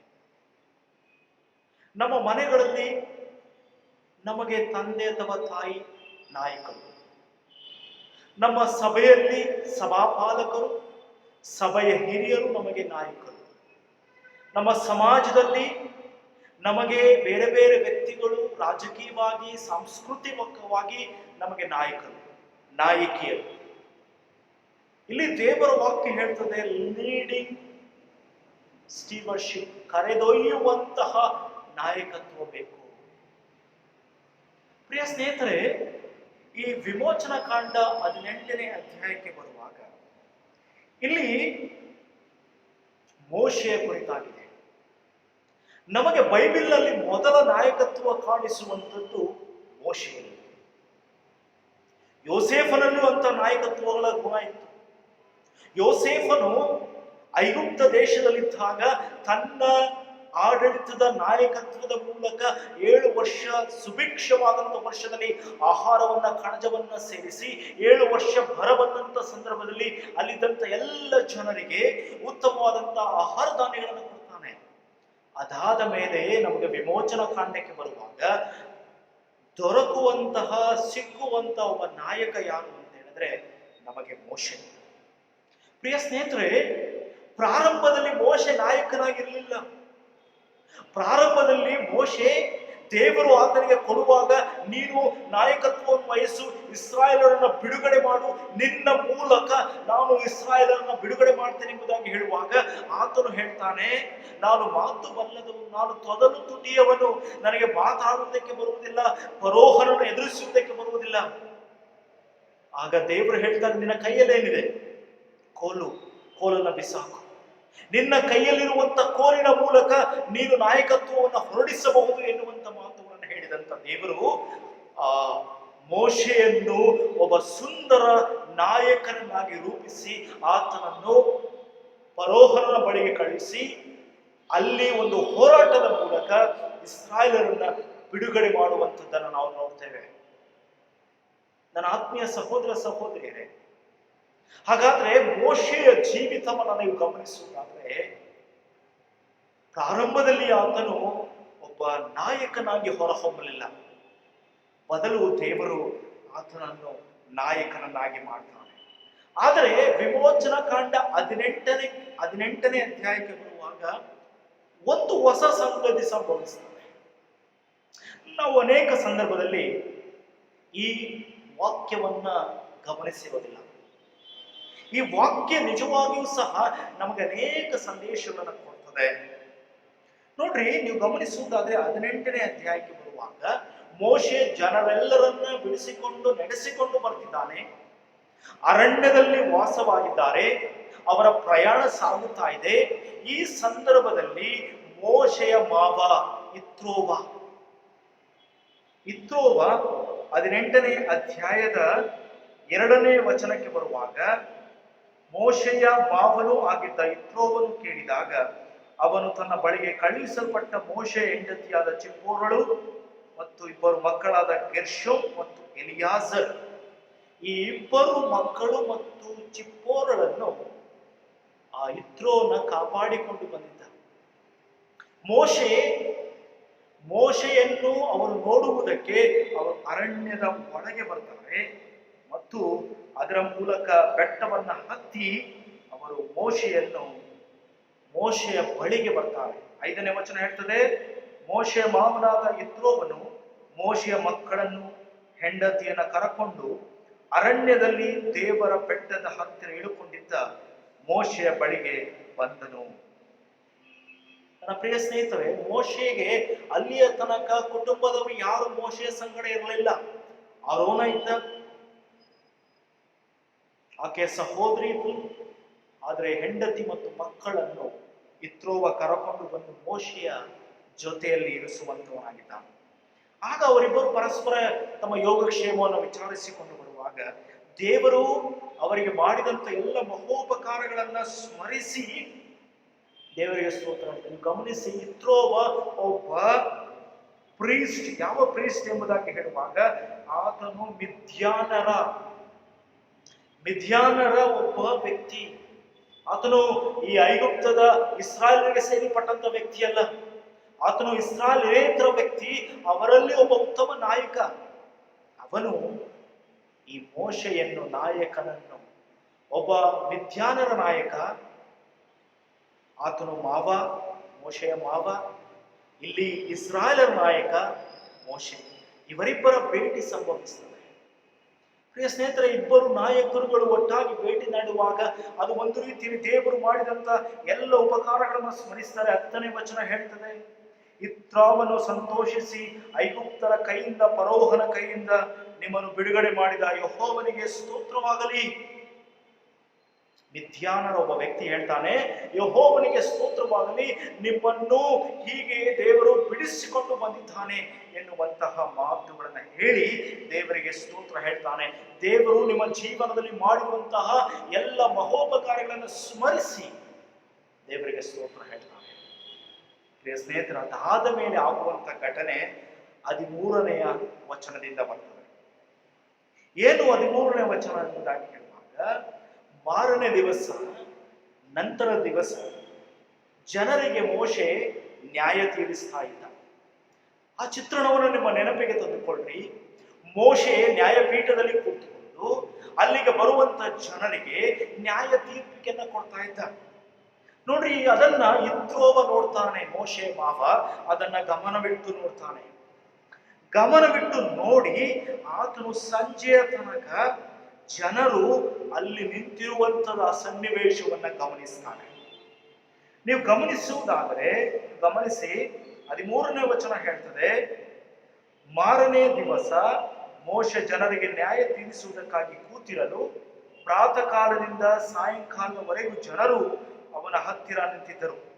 ಮೋಶೆಯು ಜನರಿಗೋಸ್ಕರ ಮಾಡಿದ್ದೆಲ್ಲವನ್ನು ಅವನ ಮಾವನು ನೋಡಿ ಅವನಿಗೆ, ನೀನು ಯಾತಕ್ಕೆ ಜನರಿಗೋಸ್ಕರ ಇಷ್ಟು ಪ್ರಯಾಸ ಪಡುತ್ತಿ? ಆತನು ತನ್ನ ಅಳಿಯಂದನಿಗೆ ಮೋಶೆಗೆ ಹೇಳ್ತಾನೆ, ನೀನು ಯಾಕೆ ಎಷ್ಟು ಪ್ರಯಾಸ ಪಡ್ತೀನಿ? ಮತ್ತು ಪ್ರಾತಃ ಕಾಲ ಮೊದಲುಗೊಂಡು ಸಾಯಂಕಾಲದವರೆಗೂ ಜನರು ನಿನ್ನ ಸಂಗಡ ನಿಲ್ಲುತ್ತಾರಲ್ಲ, ಯಾತಕ್ಕೆ ನೀನೊಬ್ಬನೇ ನ್ಯಾಯ ತೀರಿಸುವುದಕ್ಕೆ ಕೂತಿರುತ್ತಿ ಎಂದು ಹೇಳ್ತಾನೆ. ಪ್ರಿಯ ಸ್ನೇಹಿತರೆ, ನೀವು ಗಮನಿಸಿ, ಅಲ್ಲಿಯ ತನಕ ಮೋಶೆಗೆ ಯಾರೂ ಸಹ ಆತನ ಕಾರ್ಯದ ಕುರಿತಾಗಿ ಯಾರು ಮಾತನಾಡ್ತಾ ಇರಲಿಲ್ಲ. ಮೋಶೆ ಎಲ್ಲರನ್ನ ನಡೆಸಿಕೊಂಡು ಬಂದು ಶ್ರೇಷ್ಠ ನಾಯಕನಾಗಿದ್ದ. ಇಲ್ಲಿ ಇತ್ರೋವ ಮಿದ್ಯಾನ್ಯರ ಆ ಆಚಾರ್ಯ ಗುರು ತನ್ನ ಅಳಿಯನಿಗೆ ಹೇಳ್ತಿದ್ದಾನೆ, ನೀನು ಮಾಡುತ್ತಿರುವಂಥದ್ದು ಅದು ಅದು ನೀನು ಮಾಡುತ್ತಿರುವಂಥದ್ದು ಯಾತಕ್ಕೋಸ್ಕರ ಪ್ರಯಾಸ ಪಡ್ತಾ ಇದ್ದಿ? ನೀನೊಬ್ಬರೇ ಯಾಕೆ ಪ್ರಯಾಸ ಪಡ್ತಾ ಇದ್ದಿ ಅಂತ ಹೇಳ್ತಾನೆ. ಆಗ ಮೋಶೆ ಹೇಳ್ತಾನೆ, ನಾನು ದೇವರ ತೀರ್ಪನ್ನು ತಿಳಿಸುವುದಕ್ಕಾಗಿ ಜನರು ನನ್ನ ಹತ್ತಿರ ಬರ್ತಿದ್ದಾರೆ, ಹಾಗಾಗಿ ನಾನು ಅವರಿಗೆ ದೇವರ ಆಜ್ಞೆಗಳನ್ನು ಬೋಧಿಸ್ತಾ ಇದ್ದೇನೆ. ನಾನು ನನಗೆ ದೇವರು ಕೊಟ್ಟಂತಹ ಆ ನಾಯಕತ್ವವನ್ನು ನಾನು ಉಪಯೋಗಿಸ್ತಾ ಇದ್ದೇನೆ ಎನ್ನುವಂಥ ಮಾತುಗಳನ್ನು ಹೇಳ್ತಾನೆ. ಆದರೆ ಗಮನಿಸಿ, 17ನೇ ವಚನ ಹೇಳ್ತದೆ, ಮೋಶೆ ಮಾವನು ಅವನಿಗೆ, ನೀನು ಮಾಡುವ ಕಾರ್ಯಕ್ರಮವು ಒಳ್ಳೆಯದಲ್ಲ. ಪ್ರಿಯ ಸಹೋದರ ಸಹೋದರಿಯರೇ, ನೀನು ನಾಯಕನಾಗಿದ್ದಿ, ಆದರೆ ನೀನು ಮಾಡುತ್ತಿರುವಂತ ಕಾರ್ಯ ಅದು ಒಳ್ಳೆಯದಲ್ಲ. ಮೋಶೆಗೆ ತನ್ನ ಮಾವ ಈ ಒಂದು ಆಲೋಚನೆ ಕೊಡ್ತಾನೆ, ನೀನು ಏನ್ ಮಾಡ್ತಾ ಇದ್ದೀನಿ? ಆ ಸನ್ನಿವೇಶವನ್ನು ಗಮನಿಸಿ ಹೇಳ್ತಾನೆ, ನೀನು ಮಾಡುತ್ತಿರುವಂಥದ್ದು ಆ ಕಾರ್ಯಕ್ರಮ ಒಳ್ಳೆಯದಲ್ಲ. ಈ ಕೆಲಸ ಬಹು ಕಷ್ಟವಾಗಿತ್ತು, ನೀನೊಬ್ಬನೇ ಅದನ್ನು ನಡೆಸಲಾರೆ. ನೀನು ನಿನ್ನ ಸಂಗಡ ಇರುವ ಜನರು ನಿಶ್ಚಯವಾಗಿ ಬಳಲಿ ಹೋಗ್ತಾರೆ. ನೀನು ಬಳಲಿ ಹೋಗ್ತಿ, ನಿನ್ನ ಜನರು ಬಳಲಿ ಹೋಗ್ತಾರೆ. ಇದು ಮಾಡುವಂಥದ್ದು ಸರಿ ಇಲ್ಲ ಎನ್ನುವಂತಹದ್ದನ್ನು ಆತನು ಹೇಳ್ತಾನೆ. ನನ್ನ ಆತ್ಮೀಯ ಸಹೋದರ ಸಹೋದರಿಯರೇ, ಆತನು ಇಲ್ಲಿ ಹೇಳ್ತಾನೆ, ನೀನು ಈ ಮಾಡುತ್ತಿರುವಂತ ಕಾರ್ಯಕ್ರಮ ಒಳ್ಳೆಯದಲ್ಲ. ಮತ್ತು ಆತನು 19ನೇ ವಚನ ಹೇಳ್ತಾನೆ, ನನ್ನ ಮಾತನ್ನು ಕೇಳು, ನಾನು ನಿನಗೆ ಒಂದು ಆಲೋಚನೆ ಹೇಳ್ತೇನೆ ಮತ್ತು ದೇವರು ನಿನ್ನ ಸಂಗಡ ಇರಲಿ. ನೀನು ಜನರಿಗೂ ದೇವರಿಗೂ ಮಧ್ಯಸ್ಥನಾಗಿದ್ದು ಜನರ ವ್ಯಾಜ್ಯಗಳನ್ನು ದೇವರ ಹತ್ತಿರಕ್ಕೆ ತರಬೇಕು ಮತ್ತು ನೀನು ದೇವರ ಆಜ್ಞಾವಿಧಿಗಳನ್ನು ಬೋಧಿಸಿ ಅವರು ನಡೆಯಬೇಕಾದ ಮಾರ್ಗವನ್ನು ಮಾಡಬೇಕಾದ ಕಾರ್ಯಗಳನ್ನು ಅವರಿಗೆ ತಿಳಿಯಪಡಿಸು. ಆದರೆ ನೀನು, ಇತ್ರೋವ ಹೇಳ್ತಾನೆ, ಆದರೆ ನೀನು ಈ ಸಮಸ್ತ ಜನರೊಳಗೆ ಸಮರ್ಥರು, ದೇವಭಕ್ತರು, ನಂಬಿಗಸ್ತರು, ಲಂಚ ಮುಟ್ಟದವರು ಆಗಿರುವ ಪುರುಷರನ್ನು ಆರಿಸಿಕೊಂಡು. ಇತ್ರೋವ ಕೊಡುವಂತ ಆಲೋಚನೆ ಏನಿದೆ, ನೀನೊಬ್ಬನೇ ಬಳಲಿ ಹೋಗ್ತಾ ಇದ್ದೀ, ಜನರೂ ಬಳಲಿ ಹೋಗ್ತಿದ್ದಾರೆ, ಆದರೆ ನೀನು ಈ ಸಮಸ್ತ ಜನರೊಳಗೆ ಆಯ್ಕೆ ಮಾಡು. ಪ್ರಿಯ ಸಹೋದರ ಸಹೋದರಿಯರೇ, ನಾವು ಅನೇಕ ಸಂದರ್ಭದಲ್ಲಿ ನಾನೇ ನಾಯಕ ಎಂಬುದಾಗಿ ಬೀಗುತ್ತಾ ಇರ್ತೇವೆ. ಇನ್ನೂ ನಾಯಕರಿದ್ದಾರೆ ನಮ್ಮಲ್ಲಿ. ನಾವು ಅನೇಕ ಸಂದರ್ಭದಲ್ಲಿ ನಾವು ಇಲ್ಲೇ ನಾವು ಅನೇಕ ಸಂದರ್ಭದಲ್ಲಿ ಎಡೆಬಿಡ್ತೇವೆ. ನಾವು ಒಬ್ಬರನ್ನೇ ವ್ಯಕ್ತಿ ಪೂಜೆ ಮಾಡ್ತೇವೆ. ಅವರದೇ ನಾಯಕತ್ವದಲ್ಲಿ ನಾವು ಹೋಗಬೇಕು, ಅವರದೇ ನಾಯಕತ್ವದಲ್ಲಿ ನಮ್ಮ ಸಭೆ ಮುಂದುವರಿತದೆ, ನಮ್ಮ ದೇಶ ಮುಂದುವರಿತದೆ, ನಮ್ಮ ಕುಟುಂಬ ಹೋಗ್ತದೆ. ಪ್ರಿಯ ಸಹೋದರ ಸಹೋದರಿಯರೇ, ದೇವರು ಮೋಶೆಗೆ ನಂತರ ಯೆಹೋಶುವನನ್ನ ಎಬ್ಬಿಸ್ತಾನೆ. ದೇವರು ಯಾವತ್ತೂ ನಾಯಕರನ್ನ ಆತನು ಎಬ್ಬಿಸ್ತಾನೆ. ಯೇಸು ಸ್ವಾಮಿ ಸಹ ಅದೇ ಮಾಡಿದ್ದು. ತಾನೊಬ್ಬನೇ ಸುವಾರ್ಥ ಸೇವೆಯನ್ನ ಮಾಡಲಿಲ್ಲ, ಬದಲು ತನ್ನ ಬಳಗವನ್ನ ಇಟ್ಟುಕೊಳ್ತಾನೆ. 12 ಮಂದಿ ಅಪೊಸ್ತಲರನ್ನ ಸೇರಿಸಿಕೊಂಡು ಅವರ ಮೂಲಕ ಸಾಮುದಾಯಿಕ ಸೇವೆಯನ್ನು ಮಾಡ್ತಾನೆ. ನನ್ನ ಪ್ರಿಯ ಸಹೋದರ, ಲೀಡಿಂಗ್ ಸ್ಟೀವರ್ಶಿಪ್ ಅಂತ ಹೇಳಿದ್ರೆ ಎಲ್ಲರನ್ನೂ ನಾವು ಒಟ್ಟಾಗಿ ಕರ್ಕೊಂಡು ಹೋಗ್ಬೇಕು. ಇವತ್ತು ನಮ್ಮ ಸುತ್ತಮುತ್ತ ಏನಂತ ಹೇಳಿದ್ರೆ ಒಬ್ಬರ ಮೇಲೆ ನಾವು ಡಿಪೆಂಡ್ ಆಗ್ತೇವೆ, ಒಂದು ನಾಯಕತ್ವದ ಮೇಲೆ ನಾವು ಹಾಕಿಕೊಳ್ತೇವೆ. ನಾಯಕತ್ವ ಅದು ಕೇಂದ್ರೀಕೃತವಾದಂತ ನಾಯಕತ್ವ ಅಲ್ಲ, ಬದಲು ವಿಕೇಂದ್ರಿತ. ಅದೆಲ್ಲವೂ ಕೇಂದ್ರಿತ ಅಲ್ಲ, ಬದಲು ವಿಕೇಂದ್ರಿತವಾದಂಥದ್ದು. ಅಧಿಕಾರ ವಿಕೇಂದ್ರೀಕರಣ ಆಗಬೇಕು. ನಾವೊಬ್ಬರೇ ಅಧಿಕಾರ ಅನುಭವಿಸುವುದಲ್ಲ. ಈಗ ಸಭಾಪಾಲನಾ ಸಮಿತಿ, ಸಭಾಪಾಲಕರಿರ್ತಾರೆ, ಸಭಾಪಾಲನಾ ಸಮಿತಿ, ಸಭೆ, ಎಲ್ಲರೂ ಒಟ್ಟಾಗಿ ನಾವು ಕೆಲಸ ಮಾಡಿಕೊಂಡು ಹೋಗಬೇಕು. ಒಂದು ಬೆರಳಿನ ಮೂಲಕ ನಾವು ಒಂದು ವಸ್ತುವನ್ನ ಎತ್ತುವುದಕ್ಕೆ ಸಾಧ್ಯ ಇಲ್ಲ, ಬದಲು 10 ಬೆರಳುಗಳ ಮೂಲಕ ಎಲ್ಲವನ್ನ ಎತ್ತುವುದಕ್ಕೆ ಸಾಧ್ಯ. ಒಗ್ಗಟ್ಟಿನಲ್ಲಿ ಶಕ್ತಿ ಇದೆ. ಯಾವಾಗ ಒಗ್ಗಟ್ಟಿನಲ್ಲಿ ನಾವು ಮುಂದೆ ಹೋಗ್ತೇವೋ ನಮಗೆ ಬಲ ಇದೆ. ನನ್ನ ಆತ್ಮೀಯ ಸಹೋದರ ಸಹೋದರಿಯರೇ, ಕ್ರೈಸ್ತ ಭಕ್ತಿ, ಕ್ರೈಸ್ತ ವಿಶ್ವಾಸ ಅದು ವೈಯಕ್ತಿಕ ಇದ್ದರೂ ಸಹ ಅದು ಸಾಮುದಾಯಿಕ. ಮೋಶೆಯನ್ನ ನೀವು ಗಮನಿಸುವುದಾದರೆ, ನೀವು ಗಮನಿಸಿ, ಮೋಶೆ ಅಲ್ಲಿಯ ತನಕ ಒಬ್ಬನೇ ತನ್ನ ಕೆಲಸ ಕಾರ್ಯಗಳನ್ನು ಮಾಡುತ್ತಾ ಇದ್ದ. ಆದ್ರೆ ಇತ್ರೋವ ಅವನ ಬಳಿಯಲ್ಲಿ ಬಂದು ಹೇಳ್ತಾನೆ, ಈ ಸಮಸ್ತ ಜನರೊಳಗೆ ಸಮರ್ಥರಿದ್ದಾರೆ, ಹುಡುಕು. ಪ್ರಿಯ ಸ್ನೇಹಿತರೆ, ನಾವು ಅನೇಕ ಸಂದರ್ಭದಲ್ಲಿ ನಾಯಕರನ್ನ ನಾವು ಎಲ್ಲೆಲ್ಲೋ ಹುಡುಕ್ತೇವೆ. ನಮ್ಮ ಸಭೆಗಳಲ್ಲಿಯೇ ನಾಯಕರು ಬೇಕಾದಷ್ಟು ಜನ ಇದ್ದಾರೆ.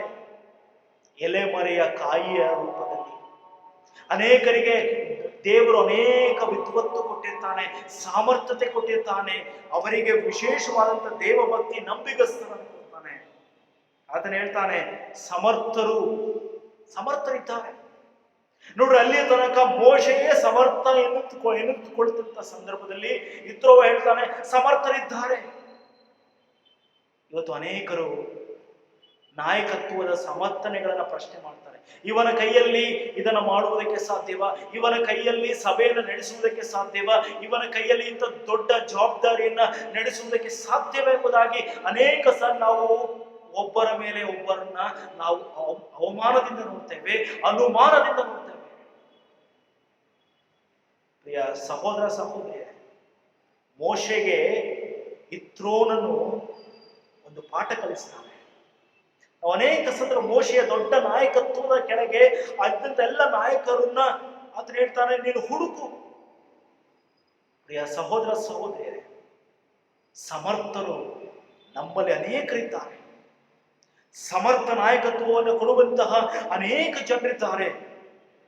ಆತನು ಹೇಳ್ತಾನೆ ಈ ಸಮಸ್ತ ಜನರೊಳಗೆ.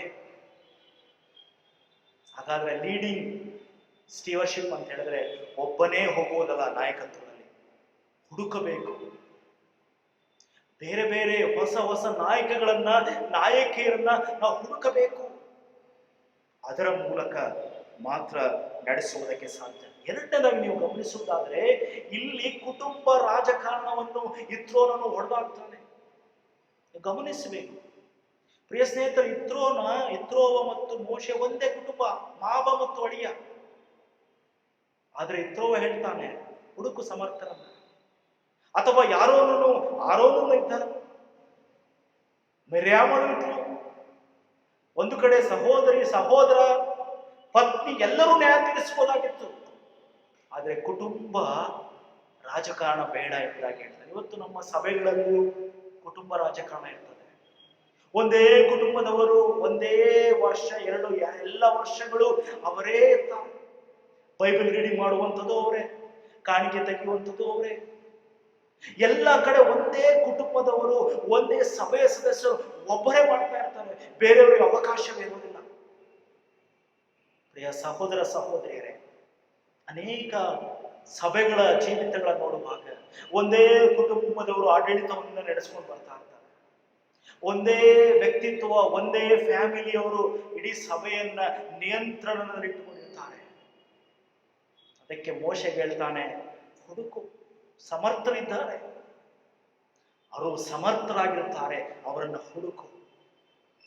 ಹಾಗಾದ್ರೆ ನನ್ನ ಪ್ರಿಯ ಸಹೋದರ ಸಹೋದರಿಯರೇ, ಕುಟುಂಬ ರಾಜಕಾರಣವನ್ನು ಇತ್ರೋ ಹೊಡೆದಾಡ್ತಾರೆ.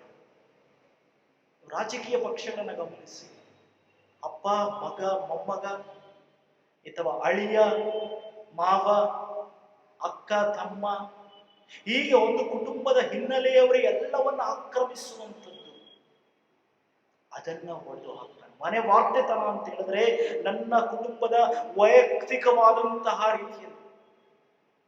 ಅನೇಕ ಸಂದರ್ಭದಲ್ಲಿ ನಮಗೆ ದೇವರೊಂದು ಜವಾಬ್ದಾರಿ ಕೊಡ್ತಾನೆ. ನಮ್ಮ ಕುಟುಂಬದವರೇ ಅದನ್ನು ನಿರ್ವಹಿಸುವುದಲ್ಲ, ಬೇರೆಯವ್ರಿಗೂ ಅವಕಾಶ ಕೊಡಬೇಕು. ನಾವು ಬೇರೆಯವರ ತಲಾಂತುಗಳನ್ನು ಗುರುತಿಸಬೇಕು. ಸಮರ್ಥರಿದ್ದಾರೆ, ನಾನೊಬ್ಬನೇ ಸಮರ್ಥನಲ್ಲ, ಮತ್ತೊಬ್ಬ ಸಮರ್ಥ ವ್ಯಕ್ತಿಗಳಿದ್ದಾರೆ. ಆತನ ಹೇಳ್ತಾನೆ, ಸಮರ್ಥರು, ದೇವಭಕ್ತರು, ನಂಬಿಗಸ್ತರು, ಲಂಚ ಮುಟ್ಟದವರು ಆಗಿರೋ ಪುರುಷರನ್ನು ನೀನು ಆರಿಸು. ನಾಯಕಾದನ್ನು ಆರಿಸಬೇಕು. It is not elected, it is selected. ಪ್ರಿಯ ಸಹೋದರ ಸಹೋದರಿಯರೇ, ಸೆಲೆಕ್ಟ್ ಮಾಡುವಂಥದ್ದು ಬೇಕು ನಮಗೆ, ಎಲೆಕ್ಟ್ ಮಾಡುವಂಥದ್ದಲ್ಲ. ಇವತ್ತು ನಾವು ಆರಿಸಿಕೊಂಡಂತ ಬಂದ ರೀತಿ ಎಲೆಕ್ಟೆಡ್ ಪಾಲಿಟಿಕ್ಸ್, ಚುನಾವಣೆ ಎಲೆಕ್ಟ್ ಮಾಡುವಂಥದ್ದು, ಎಲೆಕ್ಟ್ ಅಲ್ಲ, ಬದಲು ಸೆಲೆಕ್ಟ್. ಆತನು ಹೇಳ್ತಾನೆ, ನೀನು ಆರಿಸಿಕೊ. ನನ್ನ ಸಹೋದರ ಪ್ರಿಯ ಸ್ನೇಹಿತರೆ, ನಾಯಕತ್ವ it is not a race, it is a walking. ನಾಯಕತ್ವ ಎನ್ನುವಂಥದ್ದು ನಾನು ಮೇಲೆ ಹೋಗ್ಬೇಕು, ನಾನು ಬೇಗ ಹೋಗ್ಬೇಕು, ನಾನು ಬೇಗ ಎಲ್ಲವನ್ನು ರೀಚ್ ಮಾಡಬೇಕು, ನಾನು ದೊಡ್ಡ ಮನುಷ್ಯನಾಗಿ ಹೊರ ಹೊಮ್ಮಬೇಕು ಅಲ್ಲ. ನಾಯಕತ್ವ it is not a race, ಅದೊಂದು ಓಟ ಅಲ್ಲ. ಬದಲು ನಾಯಕತ್ವ ಅಂತ ಹೇಳಿದ್ರೆ ವಾಕಿಂಗ್. ನೀವು ಬೆಳಗ್ಗೆ ಲಾಲ್ಬಾಗ್ ಅಥವಾ ಪಾರ್ಕಿಗೆ ಹೋದ್ರೆ ವಾಕಿಂಗ್ ಮಾಡ್ತಾ, ಒಬ್ಬರಿಗೊಬ್ಬರು ಮಾತಾಡಿಕೊಂಡು ವಾಕಿಂಗ್. ಇವತ್ತು ನಮ್ಮ ಸಭೆಗಳಲ್ಲಿ, ಸಮಾಜಗಳಲ್ಲಿ ವಾಕಿಂಗ್ ಮಾಡ್ತಾ ಇಲ್ಲ, ನಾವು ರೇಸ್ ಮಾಡ್ತಾ ಇದ್ದೇವೆ. ಅವನಿಗಿಂತ ನಾನು ಮೇಲೆ ಹೋಗ್ಬೇಕು, ಅವನಿಗಿಂತ ನಾನು ಮೇಲೆ ಹೋಗ್ಬೇಕು, ಅವನಿಗಿಂತ ನಾನು ಮೇಲೆ ಹೋಗ್ಬೇಕು. ನನ್ನ ಪ್ರಿಯ ಸಹೋದರ ಸಹೋದರಿಯರೇ, ಒಂದು ಸಾರಿ ವಿಮಾನದಲ್ಲಿ ಕ್ರ್ಯಾಬ್, ನಿಮಗೆಲ್ಲ ಗೊತ್ತಿದೆ, ಏಡಿ ಕ್ರ್ಯಾಬ್, ಅದನ್ನ ಭಾರತ ದೇಶದಿಂದ ಬೇರೆ ದೇಶಕ್ಕೆ ರಫ್ತು ಮಾಡುವಾಗ ಅಲ್ಲಿದ್ದಂತಹ ವ್ಯಕ್ತಿ ಹೇಳ್ತಾನೆ, ಆ ಎಲ್ಲ ಡಬ್ಬಗಳನ್ನ ಸರಿಯಾಗಿ ಮುಚ್ಚಬೇಕು, ಇಲ್ಲದಿದ್ರೆ ಆ ಕ್ರ್ಯಾಬ್ ಅದು ಹಾರಿ ಹೋಗ್ತದೆ ಆಚೆ. ಆಗ ವ್ಯಕ್ತಿ ಹೇಳ್ತಾನೆ, ಸರ್, ಎಲ್ಲಾ ದೇಶಗಳ ಕ್ರ್ಯಾಬ್ ಅನ್ನ ನಾವು ಬಹಳ ಗಟ್ಟಿಯಾಗಿ ಹಾಕ್ಬೋದು, ತೊಂದರೆ ಇಲ್ಲ. ಆದ್ರೆ ನಮ್ಮ ಭಾರತೀಯ ದೇಶದ ನಾವು ಆ ಬಾಕ್ಸ್ ಅನ್ನ ಮುಚ್ಚೋದಿಲ್ಲ ಅಂತ ಹೇಳ್ತಾರೆ. ಅದು ಯಾಕೆ ಅಂತ ಕೇಳುವಾಗ, ಸರ್ ಡೋಂಟ್ ವೆರಿ, ಅದರ ಕಾಲುಗಳನ್ನ, ಅದು ಒಬ್ಬರ ಕಾಲುಗಳನ್ನೊಬ್ಬರು ಅದೇ ಎಳ್ಕೊಳ್ತಾರೆ, ಯಾವುದು ಆಚೆ ಬರುವುದಿಲ್ಲ, ಡೋಂಟ್ ವೆರಿ ಅಂತ ಹೇಳ್ತಾರೆ. ನನ್ನ ಪ್ರಿಯ ಸ್ನೇಹಿತರೆ, ಇದೊಂದು ವ್ಯಂಗ್ಯ, ನಾಯಕತ್ವದಲ್ಲಿರುವಂತಹ ವ್ಯಂಗ್ಯ, ಆದರೆ ಇದು ಸತ್ಯಾಂಶ. ಯಾಕಂತ ಹೇಳಿದ್ರೆ ಮೋಶೆಗೆ ಹೇಳ್ತಾನೆ, ನೀನು ಸಮರ್ಥರಾದಂತಹ ನಾಯಕರನ್ನ ನೀನು ಹುಡುಕು ಎನ್ನುವಂತ ಮಾತನ್ನು ಹೇಳ್ತಾನೆ. ಆತನ ಹೇಳ್ತಾನೆ, 1000 ಮಂದಿಗೆ, 100 ಮಂದಿಗೆ, 50 ಮಂದಿಗೆ, 10 ಮಂದಿಗೆ ಒಬ್ಬೊಬ್ಬ ವ್ಯಕ್ತಿಗಳನ್ನು ನೀನು ನೇಮಿಸು. ನೀನೊಬ್ಬನೇ ಕೆಲಸ ಮಾಡಬೇಡ, ಅಧಿಕಾರ ಚಲಾಯಿಸಬೇಡ, ಎಲ್ಲರನ್ನು ಸೇರಿಸಿಕೊಂಡು ಕೆಲಸ ಮಾಡು. ನನ್ನ ಪ್ರಿಯ ಸಹೋದರ ಸಹೋದರಿಯರೇ, ಇಲ್ಲಿ ಇತ್ರೋವ ಮೋಶೆಗೆ ಆಲೋಚನೆ ಕೊಡ್ತಾನೆ, ನೀನು ಮಾಡುತ್ತಿರುವ ಕಾರ್ಯ ಸರಿ ಇಲ್ಲ. ಸಮರ್ಥರಾದಂಥವ್ರು ಬೇಕಾದಷ್ಟು ಜನ ಇದ್ದಾರೆ, ಅವರನ್ನು ಹುಡುಕಿ, ಅವರು ದೇವಭಕ್ತರು, ನಂಬಿಗಸ್ತರು, ಲಂಚವನ್ನು ತೆಗೆದುಕೊಳ್ಳದವರು ಆಗಿದ್ದಾರೆ, ಅವರನ್ನು ನೀನು ಹುಡುಕಬೇಕು ಎನ್ನುವಂತ ಮಾತನ್ನು ಹೇಳ್ತಾನೆ. ಹಾಗಾದ್ರೆ ಲೀಡಿಂಗ್ ಅಂತ ಹೇಳಿದ್ರೆ ನಡೆಸುವನೂ ಅಲ್ಲ, ಎಲ್ಲರನ್ನ ಒಟ್ಟಾಗಿ ಸೇರಿಸಿಕೊಂಡು ಒಳ್ಳೆಯ ಮನೆ ವಾರ್ತೆತನವನ್ನು ನಾವು ಮಾಡಬೇಕು. ಹಾಗಾದ್ರೆ ನನ್ನ ಪ್ರಿಯ ಸ್ನೇಹಿತರೆ, ನಾವು ದೇವರು ನಮಗೆ ಕೊಟ್ಟಂತ ನಾಯಕತ್ವದಲ್ಲಿ ನಾನೊಬ್ಬನೇ ಬೆಳೆಯುವುದಕ್ಕೆ ಯೋಚನೆ ಮಾಡ್ತಾ ಇದ್ದೇನಾ, ಅಥವಾ ಮತ್ತೊಬ್ಬರನ್ನ ನಾನು ಹುಡುಕ್ತಾ ಇದ್ದೇನಾ? ನಾಯಕತ್ವ ಯಾವತ್ತೂ ಒಬ್ಬನಿಂದ ನಡೆಯುವುದಕ್ಕೆ ಸಾಧ್ಯ ಇಲ್ಲ, ಅಥವಾ ಒಬ್ಬನಿಂದ ಇಡೀ ಸಮುದಾಯವನ್ನು ನಡೆಸುವುದಕ್ಕೆ ಸಾಧ್ಯ ಇಲ್ಲ. ಎಲ್ಲರ ನಾಯಕತ್ವದಲ್ಲಿ ಮಾತ್ರ ನಾವು ಮುಂದೆ ಸಾಗುವುದಕ್ಕೆ ಸಾಧ್ಯ ಎನ್ನುವಂಥ ಮಾತುಗಳನ್ನ ಆತನ ಹೇಳ್ತಾನೆ. ಹಾಗಾದ್ರೆ ಈ ಇತ್ರೋವ ಕೊಟ್ಟಂತ ಆಲೋಚನೆ ಇದೆಯಲ್ಲ, ಇಟ್ಸ್ ಬ್ಯೂಟಿಫುಲ್. ಮೋಶೆಯನ್ನ ಎಚ್ಚರಿಸ್ತಾನೆ, ಮೋಶೆಯನ್ನ ಸರಿಪಡಿಸುವಂಥದ್ದನ್ನು ನೋಡ್ತೇವೆ. ಇನ್ನು 2ನೇದಾಗಿ ಗಿವಿಂಗ್,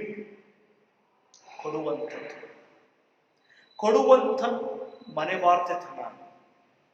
ಪ್ರಿಯ ಸಹೋದರ ಸಹೋದರಿಯರೇ, ಪೌಲನು ಕೊರಿಂಥದವರಿಗೆ ಬರೆದ 2ನೆಯ ಪತ್ರಿಕೆ 8ನೇ ಅಧ್ಯಾಯದ ಮೊದಲ 15 ವಚನಗಳನ್ನು ನಾವು ಕೇಳಿಸಿದ್ದೇವೆ. ಪೌಲನು ಕೊರಿಂಥದವರಿಗೆ ಬರೆದ 2ನೆಯ ಪತ್ರಿಕೆ 8ನೇ ಅಧ್ಯಾಯ ಮೊದಲ 15 ವಚನಗಳು. ಇಲ್ಲಿ ಪೌಲನು ಯೆರೂಸಲೇಮ್ ಸಭೆಯಲ್ಲಿರುವಂತಹ ಬಡ ಕ್ರೈಸ್ತರ ಕುರಿತಾಗಿ ಆಲೋಚನೆ ಮಾಡ್ತಾನೆ. ಅಂದ್ರೆ ಒಂದು ಆಲೋಚನೆ ಬಹಳ ಪ್ರಾಮುಖ್ಯ. A good thought create A good future. ಒಂದು ಒಳ್ಳೆಯ ಆಲೋಚನೆ ಒಂದು ಒಳ್ಳೆಯ ಮುಂದಿನ ಭವಿಷ್ಯತ್ತನ್ನು ಅದು ನಿರ್ಮಿಸುವಂಥದ್ದಾಗಿದೆ. ನೀವು ಗಮನವಿಟ್ಟು ನೋಡುವುದಾದ್ರೆ ಇಲ್ಲಿ ಪೌಲನು ಕೊರಿಂಥದವರಿಗೆ ಪತ್ರವನ್ನು ಬರೀತಾ ಇದ್ದಾನೆ. ಏನು ಪತ್ರದಲ್ಲಿ ಎಂಬುದಾಗಿ ಹೇಳುವಾಗ ಆತನು ಇಲ್ಲಿ ಒಂದು ಸಭೆಯ ಉದಾಹರಣೆಯನ್ನು ತೆಗೆದುಕೊಳ್ತಾನೆ. ಏನು ಸಭೆಯ ಉದಾಹರಣೆ ಎಂಬುದಾಗಿ ಹೇಳುವಾಗ, ಮಕದೋನ್ಯದ ಸಭೆಯಲ್ಲಿರುವಂತ ಜನರು ಹೇಗೆ ಸಹಾಯ ಮಾಡಿದರು, ಯೆರೂಸಲೇಮ್ ಬಡವರಿಗೆ ಯಾವ ರೀತಿಯಲ್ಲಿ ಸಹಾಯ ಮಾಡಿದರು. ಯೆರೂಸಲೇಮ್ ದೇವಾಲಯ ಅಥವಾ ಯೆರೂಸಲೇಮಿನಲ್ಲಿ ಬಡವರಿದ್ದರು. ಇವತ್ತು ನಾವು ಸಹ ಬಡವರ ನಿಧಿಗೆ ಅನೇಕರು ಕಾಣಿಕೆ ಕೊಡ್ತಾರೆ. ಅನೇಕರು ನಾವು ದೇವರಿಗೆ ಸ್ತೋತ್ರ ಹೇಳಬೇಕು. ತಾವು ಪ್ರತಿ ಸಾರಿ ದೇವಾಲಯಕ್ಕೆ ಒಂದು ಕಾಣಿಕೆ ಕೊಡುವಾಗ ಬಡವರ ನಿಧಿಗೋಸ್ಕರ ಪರ್ಟಿಕ್ಯುಲರ್ ಆಗಿ ಕಾಣಿಕೆ ಕೊಡ್ತಾರೆ. ಅದು ಬಡವರ ನಿಧಿಗೆ ಹೋಗ್ಬೇಕು, ಬಡವರ ಒಂದು ಕೆಲಸ ಕಷ್ಟಗಳಿಗೆ ಹೋಗ್ಬೇಕು. ಅನೇಕ ಸಂದರ್ಭದಲ್ಲಿ ಅದು ಬಡವರಿಗೆ ಹೋಗುವಂತ ನಿಧಿ ನಮ್ಮದು ಯಾವುದೋ ಕಟ್ಟಡದ ನಿರ್ಮಾಣಕ್ಕೋ ಅಥವಾ ಬೇರೆ ಕೆಲಸಗಳಿಗೂ ನಾವು ಬಳಸಿಕೊಳ್ತೇವೆ. ಯಾವ ಉದ್ದೇಶಕ್ಕೋಸ್ಕರ ಅದನ್ನು ಕೊಟ್ಟಿದ್ದಾರೋ ಆ ಉದ್ದೇಶವನ್ನೇ ನಾವು ನೆರವೇರಿಸಬೇಕು. ಇಲ್ಲಿ ಪೌಲನು ಹೇಳ್ತಾನೆ, ಆ ಮಕದೋನ್ಯ ಸಭೆಯಲ್ಲಿ ಅವ್ರು ಯಾವ ರೀತಿಯಲ್ಲಿ ಅವರು ಕೊಡುವಂಥದ್ದನ್ನ ಆತನು ಹೇಳ್ತಾನೆ. ಆತನು ಹೇಳ್ತಾನೆ ಅಂತ ಹೇಳಿದ್ರೆ, ದೇವರ ಕೃಪೆಯು ತೋರಿದ ಬಗೆಯನ್ನು ನಿಮಗೆ ತಿಳಿಸ್ತೇನೆ. ಮಕದೋನ್ಯ ಸಭೆಗಳಲ್ಲಿ ದೇವರ ಕೃಪೆಯು ತೋರಿದ ಬಗೆಯನ್ನು ನಿಮಗೆ ತಿಳಿಸ್ತೇನೆ ಅಂತ ಹೇಳ್ತಾನೆ. ಇಲ್ಲಿ ಕೊಡುವಂಥದ್ದನ್ನ ಆತನು ದೇವರ ಕೃಪೆಗೆ ಹೋಲಿಸ್ತಾನೆ. ಪ್ರಿಯ ಸ್ನೇಹಿತರೆ, ಉಚಿತವಾಗಿ ನಮಗೆ ದೇವರ ಕೃಪೆ ದೊರಕಿದೆ. ದೇವರ ಕೃಪೆ ನಮಗೆ ಉಚಿತಾರ್ಥವಾದಂತಹ ಆಶೀರ್ವಾದವಾಗಿ ದೇವರ ಕೃಪೆ ನಮಗೆ ದೊರಕಿದೆ. ಆತನು ಹೇಳ್ತಾನೆ, ದೇವರ ಕೃಪೆಯನ್ನು ಆತನು ವಿವರಿಸುವಂತವನಾಗಿದ್ದಾನೆ. ಸಹೋದರರೇ, ಮಕದೋನ್ಯ ಸಭೆಗಳಲ್ಲಿ ದೇವರ ಕೃಪೆಯು ತೋರಿದ ಬಗೆಯ ನಿಮಗೆ ತಿಳಿಸ್ತೇನೆ. ಆ ಸಭೆಯವರು ಬಹಳ ಹಿಂಸೆ ತಾಳುವುದಾದರೂ, ವಿಪರೀತ ಬಡತನದಲ್ಲಿದ್ದರೂ ಅವರು ಔದಾರ್ಯವುಳ್ಳವರಾಗಿದ್ದರು. ಸ್ನೇಹಿತರೆ, ಕೊರಿಂಥ ಸಭೆ ಬಹಳ ಶ್ರೀಮಂತ ಸಭೆ, ಆದರೆ ಕೊಡುವುದರಲ್ಲಿ ಶ್ರೀಮಂತಿಕೆ ಇರಲಿಲ್ಲ. ಅನೇಕ ಸಂದರ್ಭದಲ್ಲಿ ನಮ್ಮ ಸಭೆಗಳು ಶ್ರೀಮಂತವಾಗಿರಬಹುದು, ಆದರೆ ಕೊಡುವುದರಲ್ಲಿ ನಮ್ಮಲ್ಲಿ ಶ್ರೀಮಂತಿಕೆ ಇಲ್ಲದಿದ್ದರೆ ನಮ್ಮ ಸಭೆ ಬಡವ ಸಭೆ. ನನ್ನ ಪ್ರಿಯ ಸಹೋದರ ಸಹೋದರಿಯರೇ, ಕಳೆದ 2 ತಿಂಗಳ ಹಿಂದೆ ಒಂದು ನ್ಯೂಸ್ ಪೇಪರ್ನಲ್ಲಿ ಒಂದು ಘಟನೆಯನ್ನ ಓದಿದೆ. ಅದರಲ್ಲಿ ಒಬ್ಬ ಅಜ್ಜಿ ಮೈಸೂರಿನಲ್ಲಿ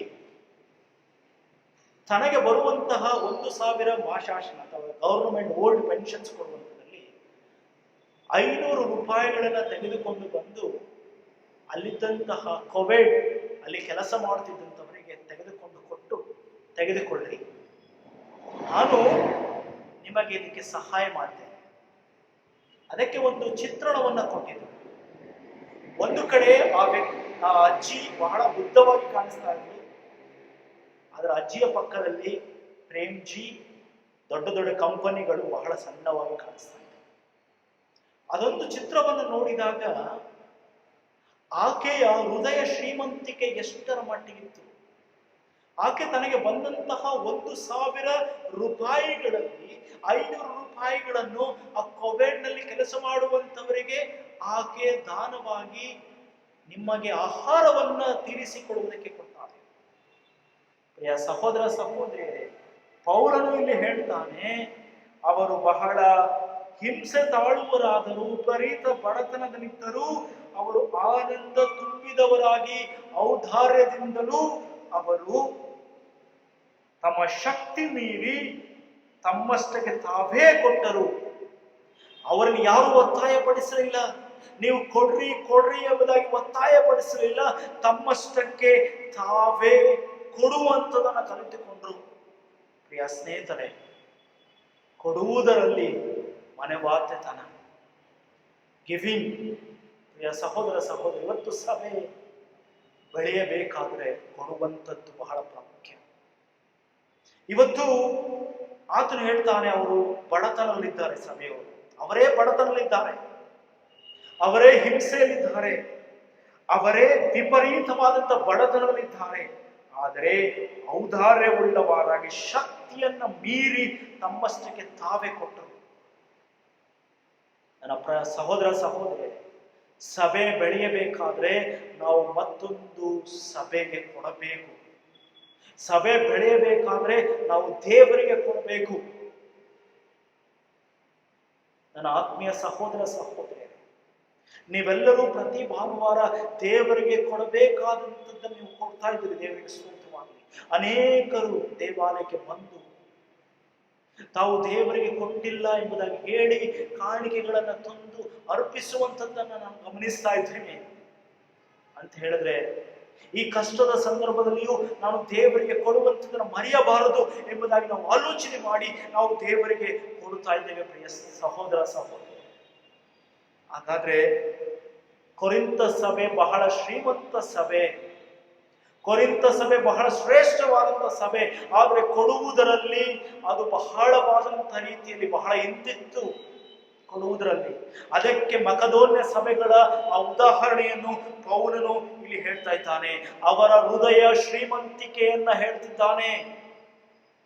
ಅವರ ಹೃದಯ ಶ್ರೀಮಂತಿಕೆ. ಇವತ್ತು ನಮ್ಮ ಸಭೆ ತುಂಬಾ ದೊಡ್ಡ ಸಭೆ ಇರ್ಬೋದು, ಆದರೆ ಕೊಡುವುದರಲ್ಲಿ ನಾವು ವಿಫಲವಾದರೆ ನಾವು ನಮ್ಮ ಹೃದಯ ಶ್ರೀಮಂತಿಕೆ ಇಲ್ಲ.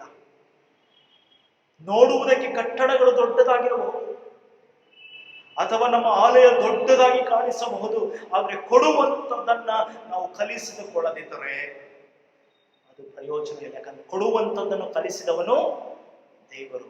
ದೇವರು ಅದನ್ನೇ ಅದನ್ನೇ 10ನೇ ವಚನ ಹೇಳ್ತದೆ, ಆತನು ಐಶ್ವರ್ಯವಂತನಾಗಿದ್ದು ತಾನು ಬಡತನದಲ್ಲಿ ಸೇರಿ ನಿಮ್ಮನ್ನು ಐಶ್ವರ್ಯವಂತನಾಗುವುದಕ್ಕೆ ಬಡವನಾದನು ಎನ್ನುವಂತ ಮಾತುಗಳನ್ನು ಹೇಳ್ತಾನೆ. ಹಾಗಾದ್ರೆ ನನ್ನ ಸಹೋದರ ಸಹೋದರಿಯರೇ, ದೇವರ ವಾಕ್ಯ ನಮಗೆ ಕೊಡುವಂಥದ್ದನ್ನ ನಮಗೆ ಹೇಳ್ತದೆ. ಇವತ್ತು ಕೋವಿಡ್-19 ಈ ಸಂದರ್ಭ ಬಂದಾಗ ಅನೇಕ ರೀತಿಯಾದಂತಹ ಟ್ರೋಲ್ಗಳನ್ನು ನಾನು ಗಮನಿಸಿದೆ. ಅದರಲ್ಲಿ ಒಂದು ನಾನು ಗಮನಿಸಿದಂತ ಕೊಡುವಾಗ ಅನೇಕರು ಫೋಟೋಗಳನ್ನು ತೆಗಿತಾರೆ. ಕೊಡುವಂಥದ್ದು ಸ್ವಲ್ಪ, ಆದರೆ ಕೊಟ್ಟಂಥದ್ದನ್ನು ಫೇಸ್ಬುಕ್ನಲ್ಲಿ, ವಾಟ್ಸ್ಆ್ಯಪ್ನಲ್ಲಿ ನಾವು ದೊಡ್ಡ ದೊಡ್ಡ ಅಕ್ಷರಗಳಿಂದ ಹಾಕಿಕೊಳ್ಳುವಂಥದ್ದನ್ನು ನಾವು ಗಮನಿಸ್ತಾ ಇದ್ದೇವೆ. ಅದಕ್ಕೆ ಒಂದು ಟ್ರೋಲ್ ಮಾಡ್ತಾ ಇದ್ರು. ಒಬ್ಬ ವ್ಯಕ್ತಿಯ ಮನೆಗೆ ಹೋಗಿ ಒಬ್ಬ ವ್ಯಕ್ತಿಯ ಆಹಾರವನ್ನ ಕೊಟ್ಟು ಫೋಟೋ ತೆಗೆದುವಾಗ ಅವನು ಹೇಳ್ತಾನೆ, ದಯಮಾಡಿ ಫೋಟೋಗಳನ್ನು ತೆಗಿಬೇಡ್ರಿ, ನಿಮಗೆ ಕೊಡುವಂತ ಮನಸ್ಸಿದ್ರೆ ಕೊಡ್ರಿ, ಇಲ್ಲದಿದ್ದರೆ ನಿಮ್ಮ ಆಹಾರ ವಸ್ತುಗಳು ಯಾವುದು ನನಗೆ ಬೇಡ. ಇವತ್ತು ನಾವು ಕೊಡುವಂಥದ್ದನ್ನ ನಾವು ಪ್ರಚಾರಕ್ಕೋಸ್ಕರ ಬಳಸಿಕೊಳ್ತಾ ಇದ್ದೇವೆ. ನಾನು ಕೊಡುವಂಥದ್ದನ್ನು ನಾನು ಎಲ್ಲರಿಗೂ ತಿಳಿಸಿಕೊಡ್ತಾ ಇದ್ದೇನೆ. ನನ್ನ ಸಹೋದರ ಸಹೋದರಿಯರೇ, ದೇವರು ನಮಗೆ ಕೊಡುವಂತಹ ಒಂದು ಆಶೀರ್ವಾದ ಕೊಟ್ಟಾಗ ನಾವು ಅದನ್ನ ಪ್ರಚಾರಕ್ಕೋಸ್ಕರ ಅಥವಾ ಮತ್ತೊಬ್ಬರನ್ನ ಮೆಚ್ಚಿಸುವುದಕ್ಕೋಸ್ಕರ ನಾವು ಯಾವತ್ತೂ ಸಹ ಅಂತಹ ಕಾರ್ಯಗಳನ್ನು ನಾವು ಮಾಡಬಾರದು. ನನ್ನ ಪ್ರಿಯ ಸಹೋದರ ಸಹೋದರಿಯರೇ, ಮಕದೋನ್ಯ ಸಭೆಯವರು ವಿಪರೀತ ಬಡತನದಲ್ಲಿದ್ದರು. ಅವರು ಯೆರೂಸಲೇಮಿನ ಬಡವರಿಗೋಸ್ಕರ ಸಹಾಯ ಮಾಡಿದರು. ಇವತ್ತು ನಾವು ಕೋವಿಡ್-19 ಎಷ್ಟು ಜನರಿಗೆ ನಾವು ಸಹಾಯ ಮಾಡಿದ್ದೇವೆ? ಪ್ರಶ್ನೆ ಮಾಡಿಕೊಂಡು ಎಷ್ಟು ಜನರಿಗೆ ನಾವು ಕೊಡುವಂತ ಕಾರ್ಯ ಮಾಡಿದ್ದೇವೆ? ಅನೇಕ ಸಂದರ್ಭದಲ್ಲಿ ನಾವು ಲೆಕ್ಕ ಹಾಕ್ತೇವೆ, ಲೆಕ್ಕವನ್ನು ನಾವು ನಿರ್ಧರಿಸ್ತೇವೆ. ಇಷ್ಟೇ ಅವರಿಗೆ ಕೊಡಬೇಕು, ಇಷ್ಟನ್ನ ಕೊಡಬಾರದು. ಪ್ರಿಯ ಸ್ನೇಹಿತರೆ, ದೇವರು ನಮಗೆ ಆ ಹಣವನ್ನು ನಿರ್ವಹಿಸುವಂತ ಅವಕಾಶ ಕೊಟ್ಟಾಗ ನಾವು ಒಳ್ಳೆ ನಿರ್ಧಾರಗಳನ್ನು ಪ್ರಕಟಿಸಬೇಕು. ಇಲ್ಲಿ ಹಣದ ಕುರಿತಾಗಿ ಮಾತನಾಡ್ತಾರೆ. ಹಣವನ್ನು ಕೊಟ್ಟವರು, ನನ್ನ ಪ್ರಿಯ ಸಹೋದರ ಸಹೋದರಿಯರೇ, ದೇವರ ವಾಕ್ಯ ಹೇಳ್ತದೆ, ಕೊಡುವುದರಲ್ಲಿ ಬಹಳವಾದಂತಹ ರೀತಿಯ ವಾಕ್ಯವಾಗಿ ಹೇಳ್ತದೆ.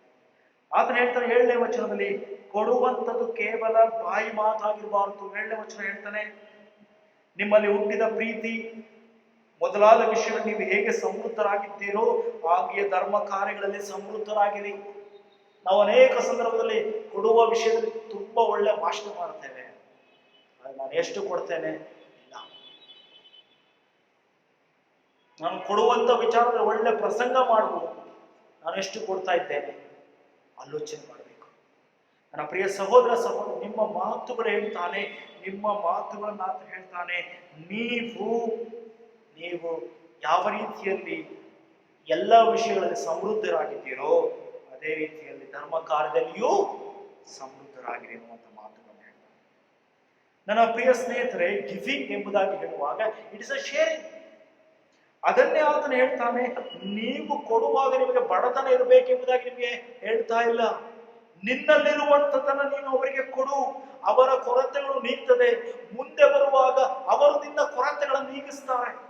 ಎಷ್ಟು ಸುಂದರವಾಗಿ ಇಟ್ಟಿದ್ದಾನೆ. ನಾನು ಕೊಡುವಾಗ ನನಗೆ ಬಡತನ ಆಗುವುದಿಲ್ಲ, ಅವರ ಬಡತನ ನೀಗ್ತದೆ.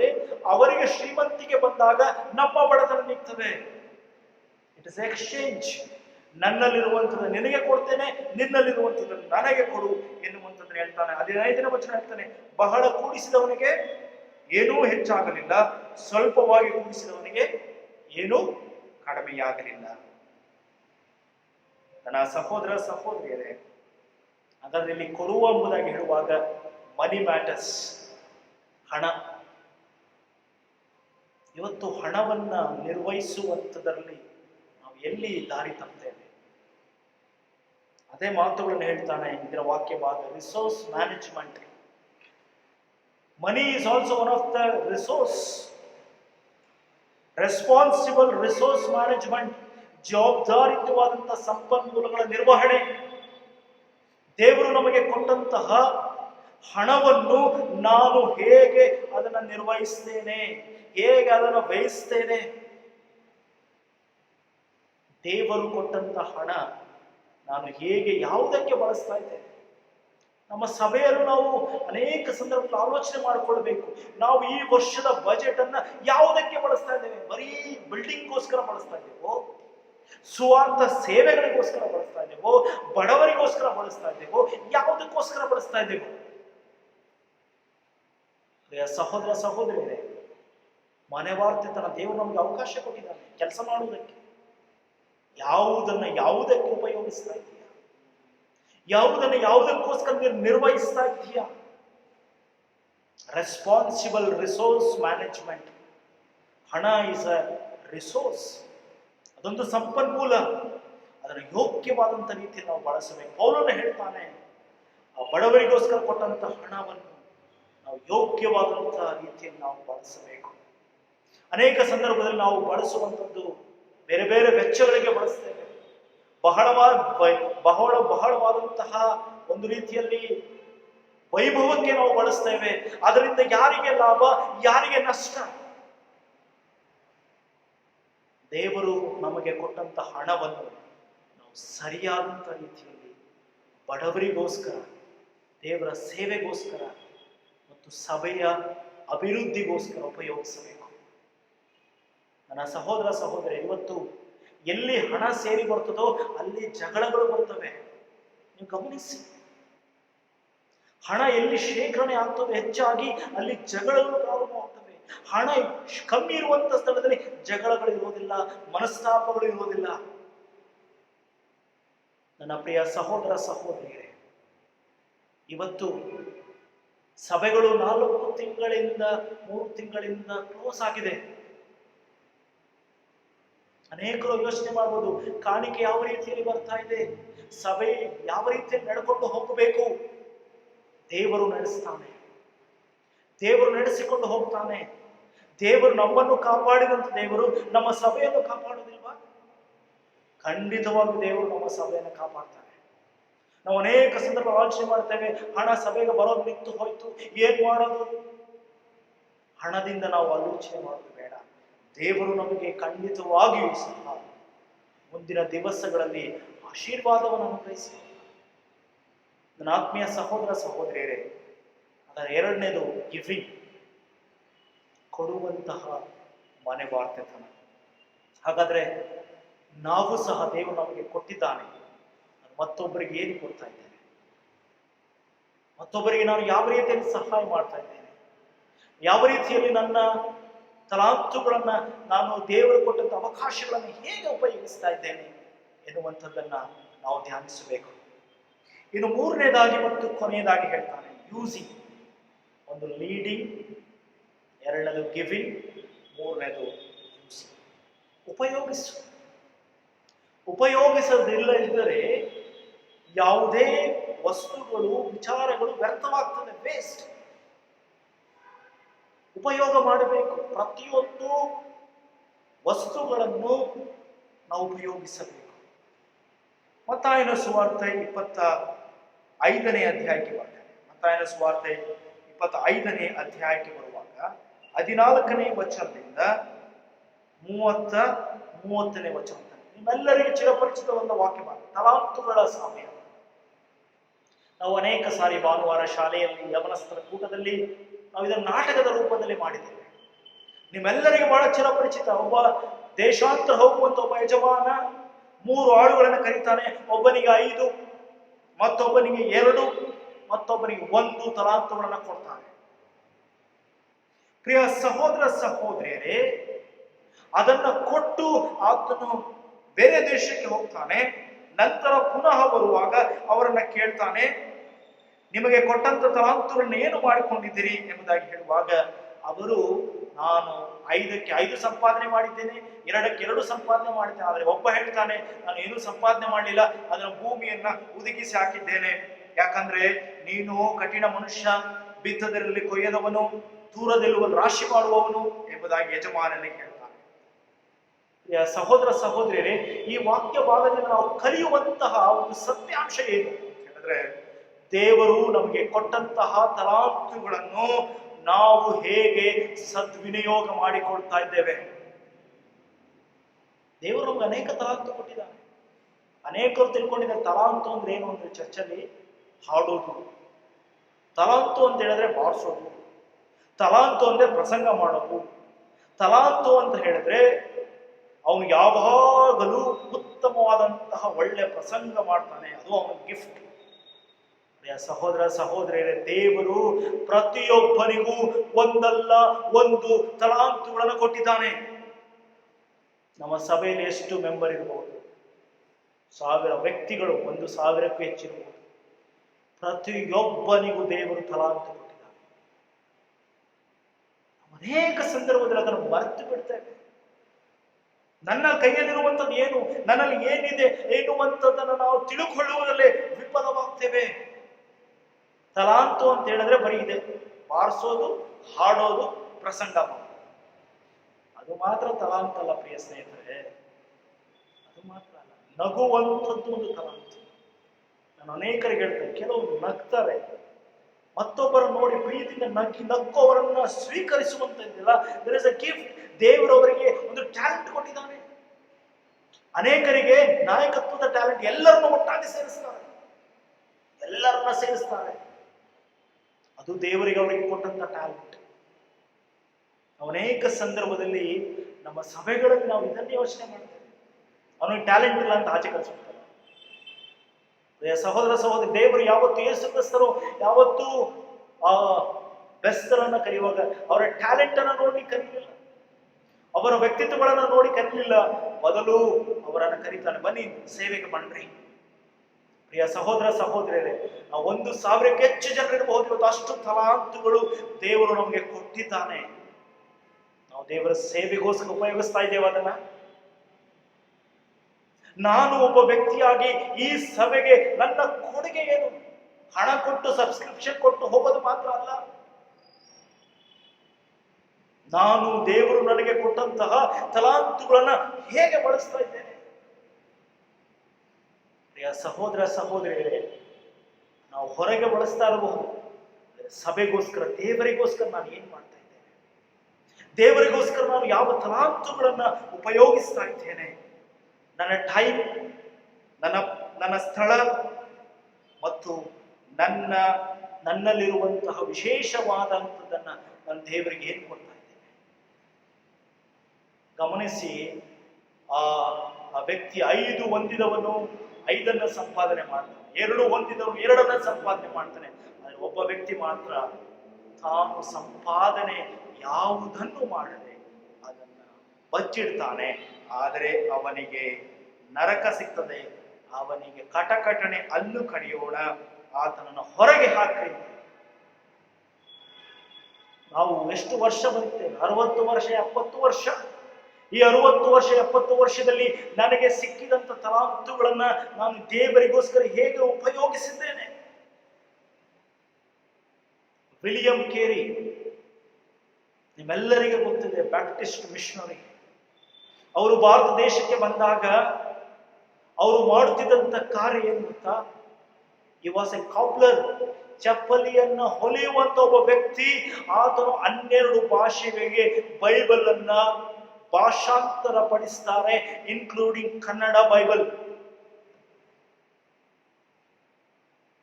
ವೆಸ್ಟ್ ಬೆಂಗಾಲ್ಗೆ ಬಂದಂತಹ ವಿಲಿಯಂ ಕೇರಿ ಸೇವಕರು 12 ಭಾಷೆಗಳಿಗೆ ಬೈಬಲ್ ಅನ್ನ ಟ್ರಾನ್ಸ್ಲೇಟ್ ಮಾಡ್ತಾರೆ. ಫರ್ಡಿನೆಂಡ್ ಕಿಟಲ್ ಅವರು ದೇವರ ಸೇವೆಗೆ ಅಂತ ಬಂದ್ರು, ಆದ್ರೆ ದೇವರವರಿಗೆ ತಲಾಂತು ಕೊಟ್ಟಿದ್ದ ಕನ್ನಡದಲ್ಲಿ ದೊಡ್ಡ ನಿಘಂಟನ್ನ ಮಾಡಿ ಇವತ್ತು ಸಹ ಯಾರು ಕಿಟಲ್ ಅವರು ಬರೆದಂತಹ ಡಿಕ್ಷನರಿಯನ್ನ ಕ್ರಾಸ್ ಮಾಡಿಲ್ಲ. ಹೆರ್ಮನ್ ಮ್ಯೂಗ್ಲಿಂಗ್ ಕಳೆದ 1ನೇ ತಾರೀಕು ರಾಷ್ಟ್ರೀಯ ಪತ್ರಕರ್ತರ ದಿನಾಚರಣೆ, ಅದರಲ್ಲಿ ಅವರು ಕನ್ನಡದ ಮೊದಲ ಪತ್ರಿಕೆ ಮಂಗಳೂರು ಸಮಾಚಾರವನ್ನು ಪ್ರಾರಂಭಿಸ್ತಾರೆ. ಸಹೋದರ ಸಹೋದರಿಯರೇ, ಇವತ್ತು ನಾನು ನೀನು ಯಾವ ತಲಾಂತು ದೇವರು ನಿಮಗೆ ಕೊಟ್ಟಿದ್ದಾನೆ ಅದನ್ನು ಯೂಸ್ ಮಾಡ್ತಾ ಇದ್ದೇನೆ ದೇವರಿಗೆ? ನಾನು ಸಭೆಯ ಸೇವೆಗೋಸ್ಕರ ಅದನ್ನು ಉಪಯೋಗ ಮಾಡ್ತಾ ಇದ್ದೇನೆ? ಕೇವಲ ಸಭಾಪಾಲನಾ ಸಮಿತಿಯವರು ಮಾಡ್ಲಿ, ನಾವು ಮಾಡಿದ್ರೆ ಬೇರೆಯವರಿಗೆ ಕೋಪ ಬರ್ತದೆ, ಅವರು ಬಂದ್ರೆ ಇವರಿಗೆ ಕೋಪ, ಇವರು ಬಂದ್ರೆ ಅವರಿಗೆ ಕೋಪ ಎನ್ನುವಂತ ಆಲೋಚನೆಗಳಲ್ಲಿ ನಾವು ಬದುಕ್ತಾ ಇದ್ದೇವೆ. ಸಹೋದರ ಸಹೋದರಿಯರೇ, ಎಲ್ಲ ತಲಾಂತುಗಳು ಒಟ್ಟಾಗಿ ಸೇರಿದ್ರೆ ಒಂದು ದೊಡ್ಡ ಬೃಹತ್ಕಾರವಾದಂತ ಮ್ಯಾಜಿಕ್ ಅನ್ನೇ ಮಾಡಬಹುದು. ನಾವು ಮಾಡ್ತಾ ಇಲ್ಲ. ಅದಕ್ಕೆ ನಮ್ಮಲ್ಲಿ ಬಹಳ ಕಾರಣಗಳಿದೆ. ಬೇಡಯ್ಯ ನಮಗೆ ಅದಕ್ಕೂ ನಮ್ಗೆ ಯಾವುದು ಸಂಬಂಧ ಇಲ್ಲ. ನಾವು ಸಭೆಗೆ ಬರ್ತೇವೆ, ಒಳ್ಳೆ ಆರಾಧನೆಯಲ್ಲಿ ಭಾಗವಹಿಸ್ತೇವೆ, ಒಳ್ಳೆ ಪ್ರಸಂಗ ಕೇಳಿಸ್ಕೊಳ್ತೇವೆ, ಕರ್ತನ ಭೋಜನ ಕೇಳ್ತೇವೆ, ಒಳ್ಳೆ ಕಾಣಿಕೆ ಕೊಡ್ತೇವೆ, ನಾವು ನಮ್ಮ ಮನೆಗೆ ಹೋಗ್ತೇವೆ. ಇಷ್ಟೇ ನಾವು ಮಾಡ್ತಾ ಇರುವಂಥದ್ದು. ನನ್ನ ಪ್ರಿಯ ಸಹೋದರ ಸಹೋದರಿ, ಯಾರಿಗೆ ನಾವು ನೋವು ಮಾಡಬೇಕೆಂಬುದಾಗಿ ಈ ಮಾತುಗಳನ್ನು ಹೇಳ್ತಾ ಇಲ್ಲ, ಬದಲು ನಾವು ದೇವರಿಗೋಸ್ಕರ. ವಿಲಿಯಂ ಕೇರಿ ಅವರು ಅದೇ ಮಾತುಗಳನ್ನು ಹೇಳ್ತಾರೆ. Expect great things from god, attempt great things from god. ದೇವರಿಂದ ನೀನು ಬಹುತ್ಕಾಲದ ಒಳ್ಳೆಯದನ್ನ, ದೊಡ್ಡದನ್ನ ಬಯಸು, ದೇವರಿಗೋಸ್ಕರ ದೊಡ್ಡದನ್ನ ಮಾಡು. Use your talents. ಸಹೋದರ ಸಹೋದರಿಯರೇ, ಎಷ್ಟು ಜನ ನಮ್ಮಲ್ಲಿ ಯವನಸ್ಥರಿದ್ದೇವೆ, ಎಷ್ಟು ಜನ ನಾವು ಉತ್ತಮ ದೇವರು ಜ್ಞಾನ ಕೊಟ್ಟಿದ್ದಾನೆ, ಆ ಜ್ಞಾನವನ್ನು ಹಣದ ಸಂಪಾದನೆಗೆ ಇಟ್ಟುಕೊಂಡಿದ್ದೇವೆ, ಆ ಜ್ಞಾನವನ್ನು ನನ್ನ ವೈಯಕ್ತಿಕ ಜೀವನಕ್ಕೋಸ್ಕರ ಇಟ್ಕೊಂಡಿದ್ದೇವೆ. ಬದಲು ನೀನು ಈ ಸಭೆಗೆ, ಈ ಸಮುದಾಯಕ್ಕೆ ಏನು ಕೊಡುಗೆ ಕೊಡ್ತಾ ಇದೀಯಾ? ನನ್ನ ಪ್ರಿಯ ಸಹೋದರ ಸಹೋದರಿಯರೇ, ಇವತ್ತು ಕ್ರೈಸ್ತರಲ್ಲಿ ಸರ್ಕಾರಿ ಉದ್ಯೋಗದಲ್ಲಿ IAS, IPS, IFS ಆಫೀಸರ್ಗಳಿಗೆ ಯಾರು ಬರ್ತಾ ಇಲ್ಲ. ದೇವರು ನಮಗೆ ತಲಾಂತುಗಳನ್ನು ಕೊಟ್ಟಿದ್ದಾನೆ, ನಾವು ಬರಬಹುದು. ನಾವು ಅದನ್ನ ಬಿಟ್ಟು ನಮ್ಮ ಸಂಸ್ಥೆಗಳಲ್ಲಿ ಟೀಚರು, ಅದರಲ್ಲೇ ನಾವು ನಮ್ಮ ಜೀವನ ಮುಕ್ತಾಯಗೊಳಿಸಿಕೊಳ್ತಾ ಇದ್ದೇವೆ. Use your talents. ದೇವರು ಕೊಟ್ಟಂತ ತಲಾಂತುಗಳನ್ನು ಉಪಯೋಗಿಸಿ. ಅನೇಕ ಸಂದರ್ಭದಲ್ಲಿ ನಮ್ಮ ಕೈಯಲ್ಲಿ ಚಿನ್ನ ಇದೆ, ನಾವು ಮತ್ತೊಬ್ಬರನ್ನು ನೋಡ್ತಾ ಇದ್ದೇವೆ. ಅವನ ಕೈಯಲ್ಲಿ ಚಿನ್ನ ಇದೆ, ನನ್ನ ಕೈಯಲ್ಲಿ ಏನಿಲ್ಲ. ಶೂನ್ಯದಿಂದ ಪ್ರಾರಂಭಿಸಬೇಕು. Use your talents. ಸಹೋದರ ಸಹೋದರಿಯರೇ, ನಿಮಗೊಂದು ಪಂಥಾಹ್ವಾನ ಕೊಡ್ತೇನೆ. I give a challenge. ನಮ್ಮ ಸಭೆಗೆ, ನಾವು ಸಭೆಗೋಸ್ಕರ ಏನ್ ಮಾಡಬೇಕು? ನಾ ಸಭೆಗೋಸ್ಕರ ನನ್ನ ತಲಾಂತುಗಳನ್ನು ನಾನು ಕೊಡ್ತೇನೆ. ನಿಮ್ಮ ಹಣ, ಸಭೆ ನಿನ್ನ ಹಣ ಮಾತ್ರ ಕೇಳೋದಿಲ್ಲ, ನಿನ್ನ ಟ್ಯಾಲೆಂಟ್ ಅನ್ನು ಕೇಳ್ತದೆ. ನಿನ್ನಲ್ಲಿರುವಂತಹ ಆ ವಿಶೇಷವಾದಂಥದನ್ನ ಸಭೆಗೆ ನೀನು ದಯಪಾಲಿಸಿಕೊಡು. ನನ್ನ ಸಹೋದರ ಸಹೋದರಿಯರೇ, ನಾವು ಸಭೆಗೆ ಟೈಮೇ ಕೊಡ್ತಾ ಇಲ್ಲ, ದೇವರಿಗೆ ಟೈಮ್ ಕೊಡ್ತಾ ಇಲ್ಲ. ಅದು ನಮ್ಮ ಟ್ಯಾಲೆಂಟ್ ಹೇಗೆ ಕೊಡ್ಲಿಕ್ಕೆ ಸಾಧ್ಯ? ಹಾಗಾದ್ರೆ ನಾವು ಆ ಮೂರನೇ ವ್ಯಕ್ತಿ ಒಂದು ತಲಾಂತು ಅಂತ ಹೇಳಿ ಆತನು ಅದನ್ನ ನೆಗೆಟಿವ್ ಆಲೋಚನೆ ಮಾಡ್ತೀವಿ. ಕೆಲವು ಕಡೆ ಇರ್ತಾನೆ, ಏನೇ ಹೇಳಿದ್ರು ನೆಗೆಟಿವ್ ಇಲ್ಲ. ಈಗ ಒಂದು ಕೆಲಸ ಮಾಡೋಣ ಅಂತ ಏನಾದ್ರು ಒಂದು ಪ್ರಾಜೆಕ್ಟ್ ತಗೊಂಡ್ರೆ, ಇಲ್ಲ ಅದು ಹಂಗಾಗುತ್ತೆ, ಅದು ಹಿಂಗಾಗುತ್ತೆ, ಅದು ಹಂಗ್ ಮಾಡ್ಬೇಕು, ಹೀಗ್ ಮಾಡ್ಬೇಕು. ಸ್ನೇಹಿತರೆ, ಒಂದು ಕೆಲಸಕ್ಕೆ ಕಾಲಿಟ್ಟಾಗ we go with a positive note. ಇಲ್ಲಿ ಆತನು ಅದನ್ನೇ, ಆತನು ಆ ಯಜಮಾನನಿಗೆ ಹೇಳ್ತಾನೆ, ನೀನು ಬಿತ್ತದಿರುವಲ್ಲಿ ಕೊಯ್ಯುವವನು, ಕಠಿಣ ಮನುಷ್ಯನು, ದೂರದಲ್ಲಿ ರಾಶಿ ಮಾಡುವನೆಂದು ತಿಳ್ಕೊಂಡು ನಾನು ಅದನ್ನು ಉಪಯೋಗಿಸಿಲ್ಲ. Positive attitude. ಸಭೆಯಲ್ಲಿ ಇರುವಾಗ ಸಹ ವಿ ಗೋ, ಮಾಡೋಣ, ಯಾಕೆ ಮಾಡ್ಲಿಕ್ಕೆ ಆಗೋದಿಲ್ಲ? ಸಹೋದರ ಸಹೋದರಿಯರೇ, ಅನೇಕ ಸಂದರ್ಭದಲ್ಲಿ ಇಂತಹ ವ್ಯಕ್ತಿತ್ವಗಳು ನಮ್ಮ ಸಭೆಗಳಲ್ಲಿ ಇರ್ತವೆ. ಇದನ್ನು ಮಾಡುವಾಗ ಇಲ್ಲ ಇದು ಮಾಡೋದು ಬೇಡ, ಇದು ಹಿಂಗಾಗುತ್ತೆ, ಅದು ಹಾಗೆ ಆಗುತ್ತೆ, ಇದು ಹೀಗಾಗುತ್ತೆ.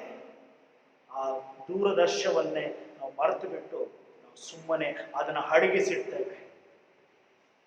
ತಲಾಂತುಗಳನ್ನು ಅಡಗಿಸಿಡ್ತೇವೆ, ಯೋಜನೆಗಳನ್ನು ಅಡಗಿಸಿಡ್ತೇವೆ. ಅದನ್ನು ಮಾಡುವುದಕ್ಕೆ ಬಿಡೋದೇ ಇಲ್ಲ. ತಾನೂ ಮಾಡುವುದಿಲ್ಲ, ಮತ್ತೊಬ್ಬರೂ ಮಾಡುವುದಕ್ಕೆ ಬಿಡುವುದಿಲ್ಲ.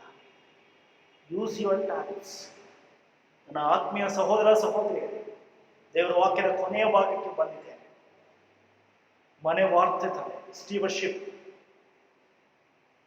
Responsible resource management. ನಮ್ಮಲ್ಲಿರುವಂತಹ ವೈಯಕ್ತಿಕವಾದಂತಹ ಎಲ್ಲ ಸಂಪನ್ಮೂಲಗಳನ್ನು ನಿರ್ವಹಣೆ ಮಾಡಬೇಕು. ಮಿಷನರಿಗಳನ್ನು ಗಮನಿಸಿ.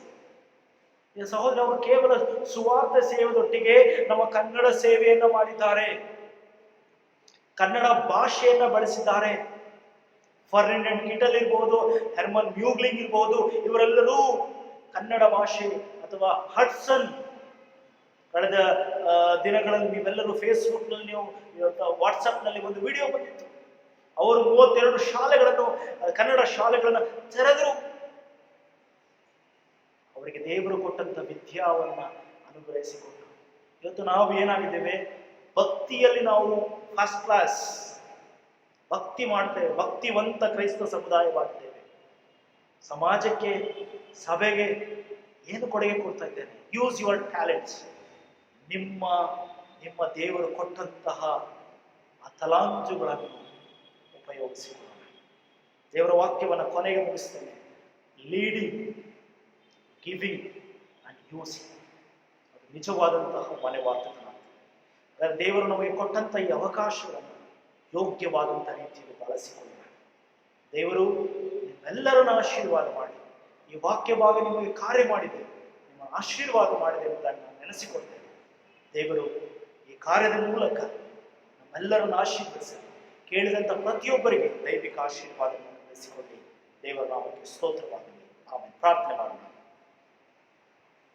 ಪ್ರೀತಿಯುಳ್ಳ ನಮ್ಮ ಪರಲೋಕದ ತಂದೆಯಾಗಿರುವಂಥ ದೇವರು, ನೀನು ಕೊಟ್ಟಂತಹ ಈ ಸಮಯಕ್ಕಾಗಿ ನಿನಗೆ ಸ್ತೋತ್ರ. ನಮ್ಮೆಲ್ಲರನ್ನು ಆಶೀರ್ವದಿಸಿದೆ, ಅದಕ್ಕಾಗಿ ಸ್ತೋತ್ರ ಸ್ವಾಮಿ. ಕರ್ತನೆ, ಒಳ್ಳೆಯ ಮನೆ ವಾಕ್ಯತನವನ್ನು ನಮಗೆ ಅನುಗ್ರಹಿಸಿಕೊಟ್ಟಿದ್ದಿ. ನಡೆಸುವಂಥದ್ದು, ಕೊಡುವಂಥದ್ದು ಮತ್ತು ಉಪಯೋಗಿಸುವಂತಹ ಮನೆ ವಾರ್ತೆತನವನ್ನು ನಮಗೆ ಅನುಗ್ರಹಿಸಿಕೊಟ್ಟಿದೆ, ಅದಕ್ಕಾಗಿ ಸ್ತೋತ್ರ. ಕೇಳಿದಂಥ ಪ್ರತಿಯೊಬ್ಬರಿಗೆ ನಿನ್ನ ದೈವಿಕವಾದಂಥ ಆಶೀರ್ವಾದ, ಬಲ, ಶಕ್ತಿ ಅನುಗ್ರಹಿಸಿಕೊಂಡು ನಡೆಸು. ನಿನ್ನ ಹಸ್ತಗಳಿಗೆ ನಮ್ಮೆಲ್ಲರನ್ನು ಒಪ್ಪಿಸಿಕೊಡ್ತೇವೆ. ಯೇಸು ಕ್ರಿಸ್ತನ ಮೂಲಕ ದೀನತೆಯಿಂದ ಪ್ರಾರ್ಥಿಸಿ ಬೇಡಿಕೊಂಡಿದ್ದೇವೆ. ಆಮೆನ್. ನಾವೆಲ್ಲರೂ ಅಪೋಸ್ತಲರ ವಿಶ್ವಾಸ ಸೂತ್ರವನ್ನು ಒಟ್ಟಾಗಿ ಅರಿಕೆ ಮಾಡೋಣ. ಪುಟ 128ನೇ ಪುಟದಲ್ಲಿರುವಂತಹ ಅಪೋಸ್ತಲರ ವಿಶ್ವಾಸ ಸೂತ್ರ.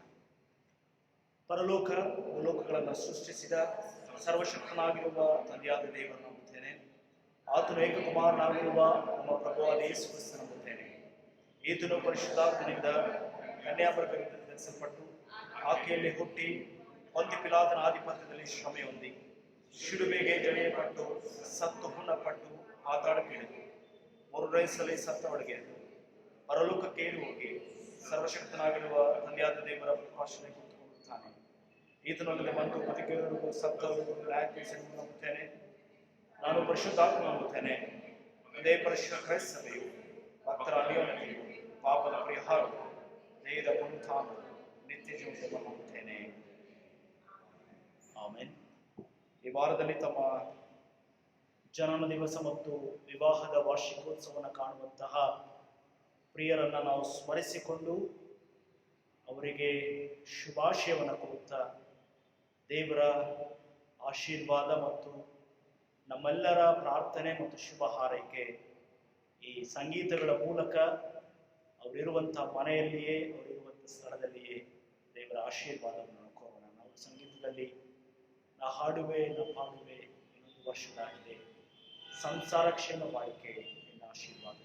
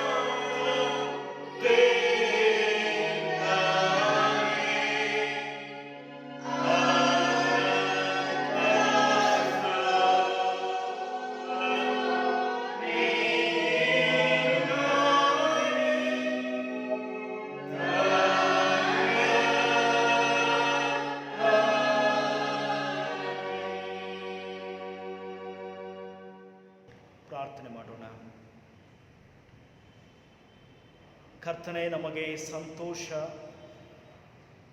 ಸಂಭ್ರಮ, ನಿನ್ನ ಕೃಪೆಯನ್ನು ಹೇರಳವಾಗಿ ದಯಪಾಲಿಸಿಕೊಡುವಂಥ ದೇವರು. ಸ್ವಾಮಿ, ನಾವು